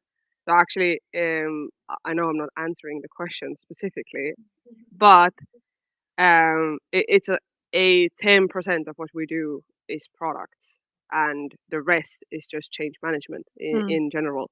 And we're not gonna ever implement products successfully unless we have good leadership, for example. Yeah, software is not going to solve a bad leadership at all. No. What did I wish I would buy that? Leadership as a service. Check. And I think also you're on to one of the problems voiced by many respondents in the survey, that they understand the benefits of technology, but sometimes it can become a burden when it's not implemented the right way, and when onboarding into the new system is not done in a proper way. So put some things in place first and then add technology maybe as a solution, but it cannot not by itself solve everything. So the leadership, the ecosystem around it. Yeah, no, for sure. And it is quite common for us to have this what at Nordic Legal Tech Day a few days ago we talked a lot about innovation fatigue, and we are also very cautious of the fact that our employees and our lawyers that we sort of because Emily and I work in a business function, we support the legal function in the role of legal tech. We're very cautious to the fact that our lawyers are really tired when there has been massive implementation things and when there has been upgrades of softwares and stuff. And to us as like tech interested people, it might just seem like fun, like we're getting new stuff all the time. It's really nice. But some people, when it constantly disrupts their way of working, and when you don't tell them why and how it's going to get better, then then they get really frustrated really, really quickly. And we sort of have to schedule our launches accordingly to like what the temperature is at the firm at the moment. But then I would also say to people who think that they're becoming their own secretaries and stuff, like we saw the quote earlier in it. That's also a lot about we never solve a problem that doesn't exist, for example, but that happens a lot. You're just fed solutions that are allegedly supposed to help you, but when nobody takes the time to actually make sure that you're on board, then it's not that it's just going to be added on top of your thing. And I guess that can easily be illustrated by the fact that I believe almost any workplace I've ever worked at has had some software that's just considered dead, meaning that it's there, you don't know how to use it, and no one uses it because it's not been consistently implemented and it's not being looped through, meaning that you have to continue educating. It's not just a pilot and then ta-da, you're done. You have to constantly make sure that people are on board. They want the technology that they're being given, that they have a use case for it, that it's actually relevant, because otherwise you're just paying a subscription for nothing. Yeah, for sure. Asra, do you agree with this? Yeah, but I think much like sustainability, like you have to have for people to be able to jump on the sustainability train, like technology train, is you have to anchor things before you present them in a good way, just so people aren't surprised, by it or overwhelmed, and just and make sure that you are actually solving real problems and not just sort of made up stuff. I'm just laughing at Asra because sometimes people are really surprised and really shocked, but they were notified 6 months ago and they have been in the email chain and they are still so shocked that they're getting this software and they don't know what they're supposed to be doing it. And I'm like, but you signed the procurement though. Yeah, it takes a lot of resilience to work in legal tech. That's for sure. We have lots of different tools to facilitate work, and if we talk a bit about tools for automation of different legal tasks, so that could be the analysis of legal data, risk analysis, due diligence. Jacob, do you have any at Westerberg and Partners that you like using and they're not dead? I mean, I think the tools that are most exciting in my sort of space, which is disputes, is the possibility of examining like huge amounts of data points, compiling that, and then presenting that to me in a very clear, concise way, looking for, contextual things that sort of stick together and matter. And I'm thinking specifically about, if you have a case and there's, if you have a case and it's like 100 emails that you have to look through, sure, like that's fine. 500 emails, 1,000, 10,000, 100,000 emails. Like it gets impossible, and it, at some point it's purely like it's not even feasible. So you're sacrificing both like accuracy and the odds of winning the case ultimately. And in that sort of space, I think there are tools that are coming now that have gotten a lot better recently, which can analyze that sort of data and present it to me in a way that I can actually use instead of reading through 10,000 emails. And it would improve your work-life balance. That I'm not 100% sure. That's a different discussion, I think. Because you wouldn't have to spend a million hours. True, but I mean, email chains. No. I mean, this is a bit of a different question actually, but I'm not certain that technology in itself is the key driver for work-life balance. Because if you look back for when I was in law school, even I mean, not that long ago, like 10 years ago or something. You still heard of like data rooms, like physically, like if you're doing a transaction, there's a data room with files, like folders, and someone would guard it, and like you'd go there and like you copy your papers and stuff like that. And so like now, like it's all virtual, like it's all in a data room. It has been for many years now. even then, but it still happened. And there's so many things now that are so much more efficient, productive. Like you don't print papers. I don't have to fly or go to meetings and deliver physical papers. Like you sign that electronically. So there's so many time savers all over. Like if you compare the market now to what lawyers have done for hundreds of years, still, like I'm not certain where I'm working less now than they did. Like I'm just doing different things. So with that, I'm just saying that it's not the technology in itself that I think is the driver of like work-life balance. I Yeah, think it's good other point. things. Like we're increasing productivity, but we're there's still as many hours. So those are different questions, perhaps. Yeah, it's a really classic case because if you have a data room, for example, say you have a data room and you have 1,000 documents and you have and you're gonna have to review all of this. Realistically, what you're gonna do is you're gonna prioritize, and the like 800 most important are gonna get reviewed. With technology, we can review all the 1,000, but you're still gonna work 12 hours. That's the reality of it. What technology instead does is it enables us to have the option of like doing a kick-ass job as lawyers, and it can help us achieve a work-life balance in combination with all the other things that has to happen.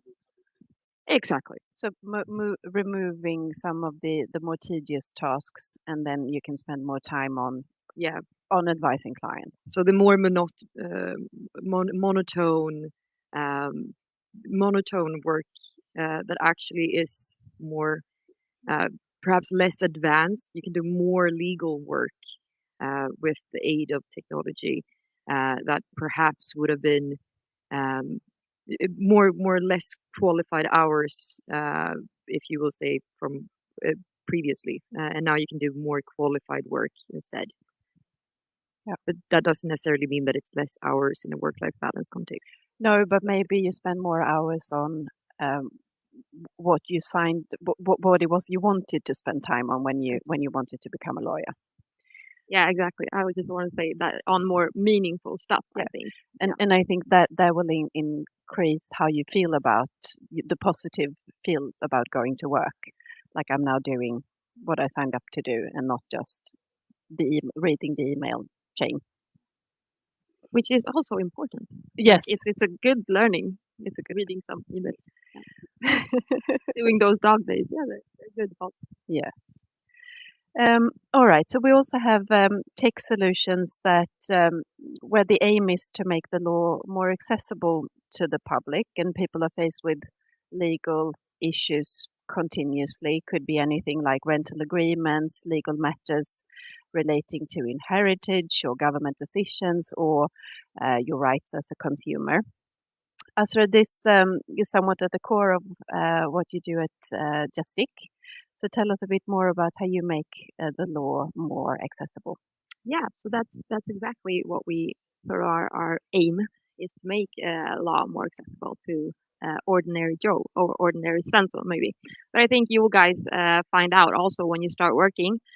People people who you think they know you will give you a call and ask you about something that you don't work with. But law is there's so many fields. But for someone who doesn't work with it, everything is just the same. So they will call you and ask me. So I worked with the intellectual property rights, but I had people calling me all the time asking about family law and what happens with this crime and what's all of these questions. And then I was at the tingsrätten, the district court, there for a couple of years, and I could also see like. We're told in school that you have access to justice and that we're all equal before the law, but if you can't even if you can't even afford representation, then how can we be equal before the law if you can't even get the advice that you need? So this is where somewhere my co-founder and I started discussing like where will we sort of send all these people that call us and ask us about these things that we don't know, and that's how sort of Justic was born. So we create digital solutions that are very user friendly, so that ordinary Svensson can sort of deal with their everyday legal problems themselves. So right now we have two services. One is Första Hjälpen, which is basically an online sort of pool of of lawyers that you can contact and have 20 minutes free sessions with them on sort of any area you want. But we have an intelligent matching system that will match you with someone who is very experienced in that legal field that you require. So this is during the pandemic. I don't know if you guys heard about that the sort of kommunhus. I don't know what's the word in English. Thank you. And also sort of the libraries have 15 minutes where you can go and have a chat with a lawyer. But the thing is that you're sitting there in that line, and then you go there, and then you're there. Like this lawyer is focused on crime, and your question is about taxes. So you don't really get anything for your 15 minutes. And all of these sort of physical places were shut down during the pandemic, obviously. So we were like, oh, we should just do 2.0 version of this and just digitalize it. So that's what we did at Första Hjälpen. And then we have another service as well called Juridikdolan. And I'm sure if you sort of read the newspapers a year ago in fall, there was a lot of talk about nurses and their sort of working conditions, that it's very stressful and they sort of can't do the work they need to do. So many women experience injuries during their birth, and it's not always because the nurses haven't done their job correctly for various reasons. And we were like, okay, what can we do here? So we found out that if you are giving birth at a regional hospital, you are covered by an insurance, and this insurance nobody talks about it. You're not informed by sort of your medical nurse about it, but we found out about it. So we built Juridikdolan, which enables women who have suffered birth injuries to sort of in 10 clicks or so create skadeanmälan, whatever that name is in English. Yep. Like file for a damage claim. Yeah, exactly. So we have a very sort of activistic approach where we try to find underrepresented groups and build services for them that are very affordable. The two that I've mentioned, they don't cost anything. And right now we have about 60 other digital services that we are building. Very interesting. Jacob, how do you see the public benefiting from these types of new legal tech companies? I mean, there's nothing but benefit. So I think it's the more easily accessible law is, both in terms of actually getting the information and cost, the better generally for like society at large. So I think like this and similar services are great. And where we've seen it is of course like in either sort of on the consumer side is sort of where it's taken off the most. Private people wanting help for various reasons. But what it does is also that it pushes places like my firm or others like it to realize there's some things you can't charge money for anymore, or some things you can't do like today. Like you can't really charge bill hours for like a non-disclosure agreement or a simple shareholders agreement, like because there's automated things, there's templates, there's things that you can do for that. So law firms have to adapt, which I think is great for competition. Where we instead we have to focus on more complex disputes or issues that require a different way of thinking about it, which cannot yet be automated, at least not to the entire extent. Great. So we're getting close to the end of the panel discussion, and I'd like to close by asking you all for your view on technology. We've touched a bit about how you see the future, but what is it that you believe will benefit legal professionals the most in the future? Emily, we'll start with you. As of right now, I think what I'm most intrigued in seeing is the movement of legal design being implemented more, and I think that will really be a key driving factor in how we communicate to our users. And by users, I don't mean necessarily our clients. Of course, those could be end users as well, but also in-house among our colleagues or as business support to another, and how we incorporate that and I'm really interested in seeing how it will develop for sure. Interesting. Do you want to share a definition of legal design? I don't know if I dare to. Do you want to take this one? You can do it. I can take it. It's okay. Legal design is in very short is the practice of putting your user, like Emily was saying, identifying who this user is and putting that person at the center of everything you're gonna do for that user. And it's short iteration loops. It's a lot of prototyping. It's a lot of testing. It's a lot of communicating, asking questions with that user always in the center. Because in that way we also avoid doing things like we talked about earlier, doing stuff assuming that Astra has a problem and here's my solution, and she's like, "What is that? What am I supposed to do with it?" We avoid that conversation, and instead we're creating actual value for actual people for solving actual problems. Great. And Yeah, and just a last touch on that, it's also tailoring the material to the user and tailoring it to their level of understanding, whether that is simplifying a technical solution to someone that's more technically inexperienced, or if that's simplifying the legal language to someone that's not doesn't have a law degree and so on. Great. Malin? On the technology development in the industry. What we will benefit the most from in the future?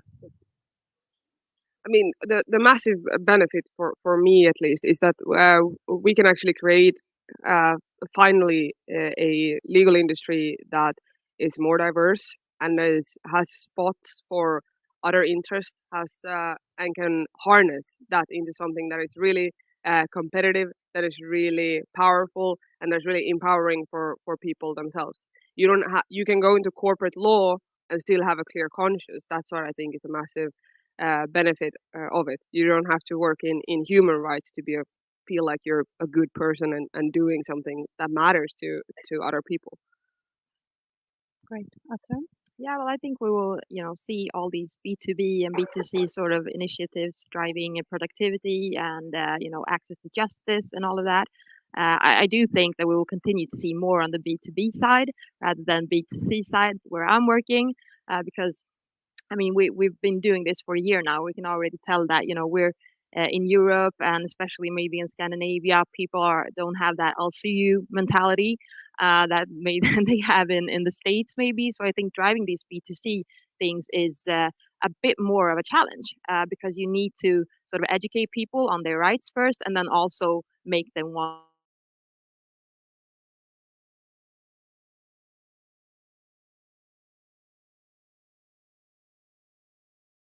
that technology will help us with. And I think there's one thing that all lawyers do, and they're also sort of therapists. Uh, in some sense, they are at least those who are working a lot on sort of the crime side, working.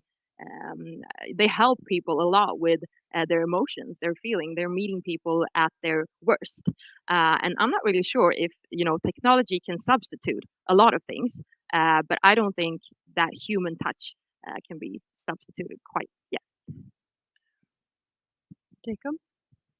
Yeah, I certainly agree with that. It's not only in the sort of like the criminal side. I definitely come across it with clients of mine that you have to know when to apply a light or tough touch on certain issues, and that's a learning experience of how to deal with clients and their problems, which they can be highly emotional about, even though you might from the outside perspective think that it's just dollars and cents. In terms of innovation or whatnot, I was really it's said that the necessity is the mother of all inventions, and I really thought it was quite interesting that over the course of the pandemic in my space with disputes that we saw a big shift to having virtual hearings.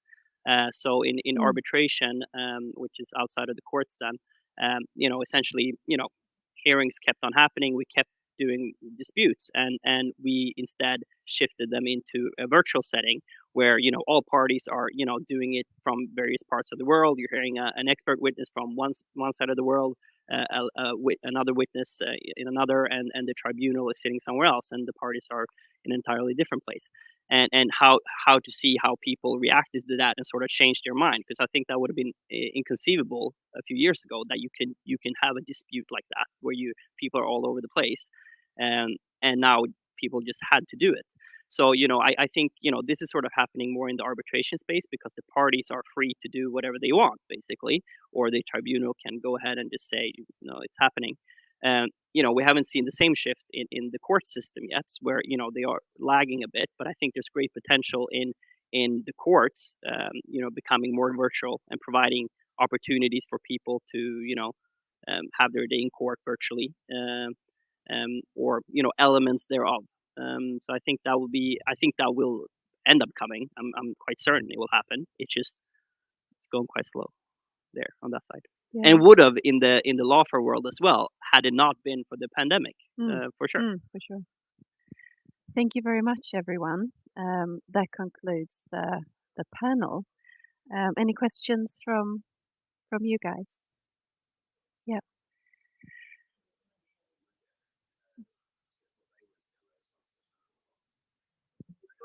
I can do it. Well, from the outside looking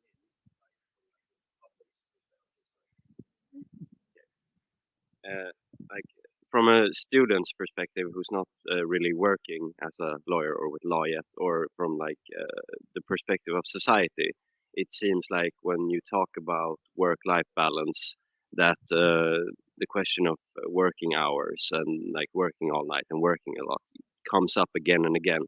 But looking at the numbers and listening to what you're saying, it seems to be more about having proper management and the quality of the work. So, as I said, from the outside looking in, there seems to be a discrepancy between the discussion that's being made and like what people actually think is the problem. But is the discussion, like from your perspective, actually, like, are you talking about the things that you're actually finding to be problematic?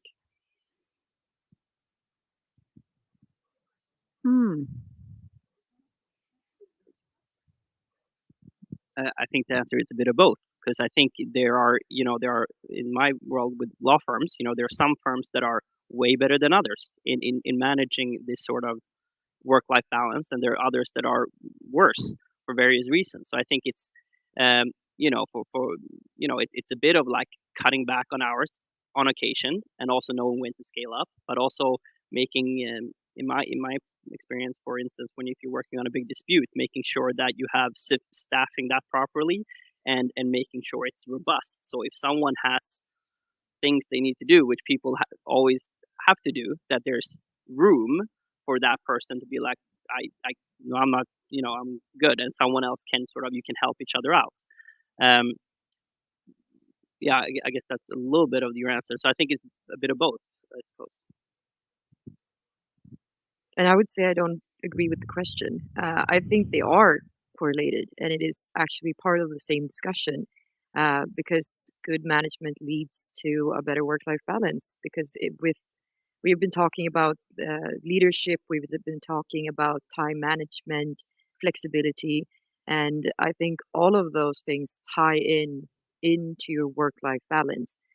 Because with great leadership, you maybe have the trust to go to your employee and actually communicate, say that currently I'm going through, I don't know, a mental health crisis, or this is going on in my life right now. I need to I don't know, I'm losing the word, but I need to minimize my workload, and so on. And I think that stems from a good leadership to begin with. So I think it's all interlinked into the conversation, as all components really make their own way. For sure, and good leadership is, it's also worth noting that good leadership is also being able to tell your client and ask your client, is this really urgent? Is your house on fire, or can it wait until Monday? Yeah. That's the point. It used to be, they used to be like, what do you mean? It is on fire. Obviously, if I say it's on fire, it's on fire. And then when you start to scratch the surface a bit, it turns out it's not on fire. It's a what? Okay, can I just, and I think clients appreciate that because what you got to do in that instance is identify the problem for the client and explain to them why it is not or is on fire. And if you do, the client then appreciates that because they feel like they got good advice on like, okay, this is not as urgent as you think, and they'll appreciate that effort because you probably gave concrete, specific, good advice. But I think you had a good question because I yeah, because I think the discussions around leadership is super hard to have when you are criticizing the mere system that sort of brought you where you are, right? So it's super tough question, like a tough question to a big discussion, I think, which for obvious reasons I don't think it's being held at a level where it should be. But I think that it's at least for that reason. It's hard to criticize a setup sort of that has paved the way for you. And now you're looking back and sitting there on your high horses and going, "What about leadership?" It's tough. Any more questions? Yes.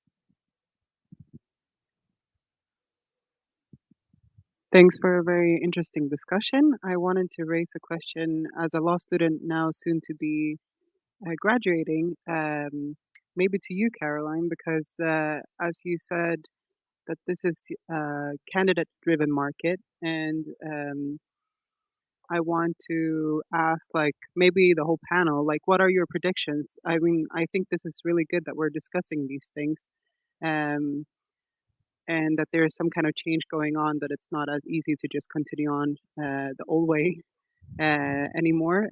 But I still am a bit worried considering the recession, the problems that I think a lot of companies are facing now, where sure they have grown their in-house legal teams, but maybe now they have to decrease the number.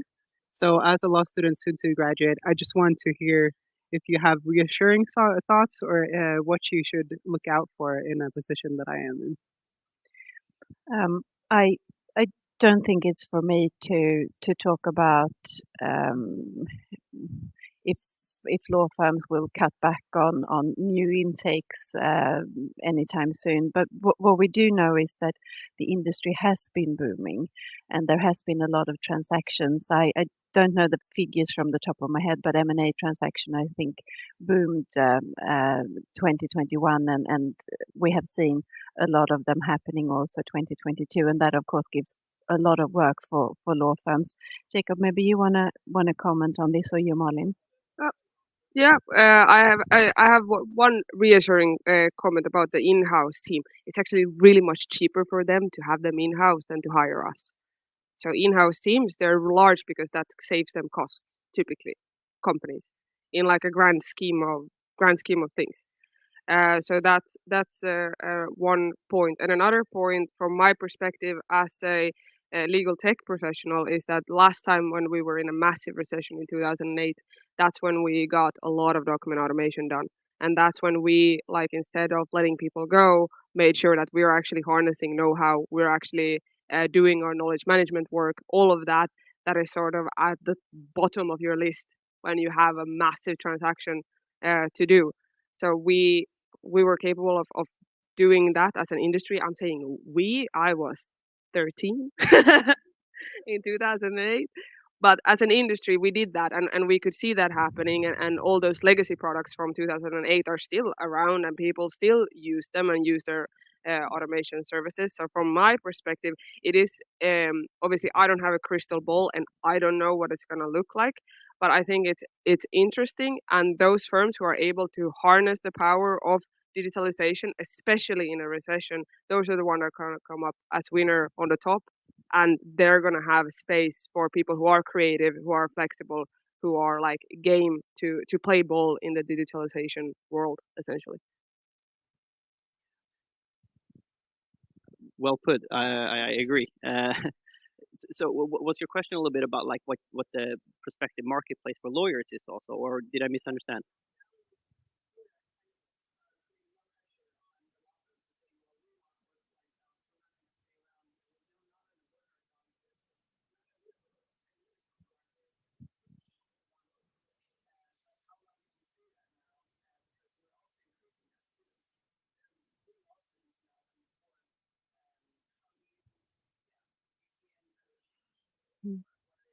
so the question is a little bit like if these sort of things will go out the window because there's too much supply of people that want to work in the field. So like employers can just choose to ignore these sort of discussions. Is that sort of thing?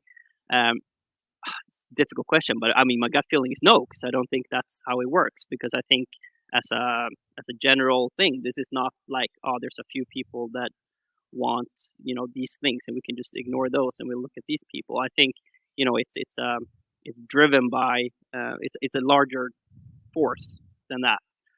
So I think more on the theme that you were saying, that the companies that choose to interact with technology and take the questions that we are talking about now seriously will just come out on top, more so than the companies that choose to ignore it.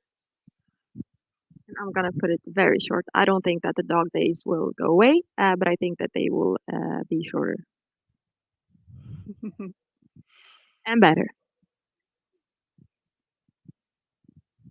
Last question. First of all, great panel, great discussion. Here's a very different question for you. We recently had a lecture where our professor stated that she would recommend lawyers today to get their own server regarding client and lawyer confidentiality instead of hiring one of the big tech companies like Microsoft, Amazon, Google, so on and so forth. And that included also doing your own security and maintenance on these servers. I would just like to know what you think about that. Instead of hiring someone, you do your own server. Whoa.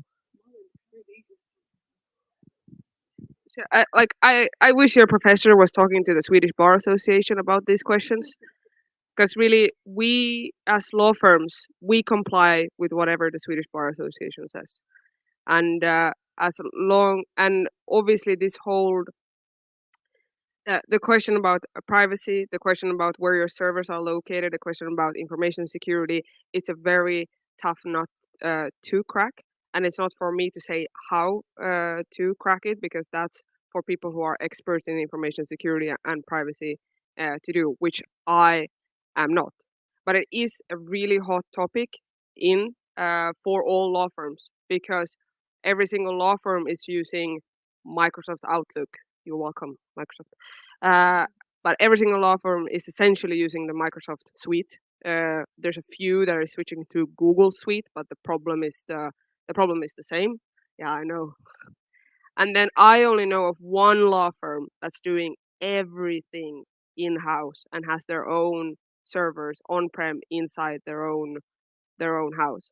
But that's also not feasible in the long run, because every single product we've been talking about here, if it's about productivity, efficiency, quality, it's 80% of time it's going to be cloud based. That's how it is. So somewhere there, my wish for the Swedish Bar Association and for regulators to ensure that we can harness this power without having to have my own server, because you know how expensive that is. Jesus. Uh, it is really expensive to buy your own server. Take it from me. I once saw one delivered to my neighbor. Then you can definitely not cut down on the fees. No, So expensive.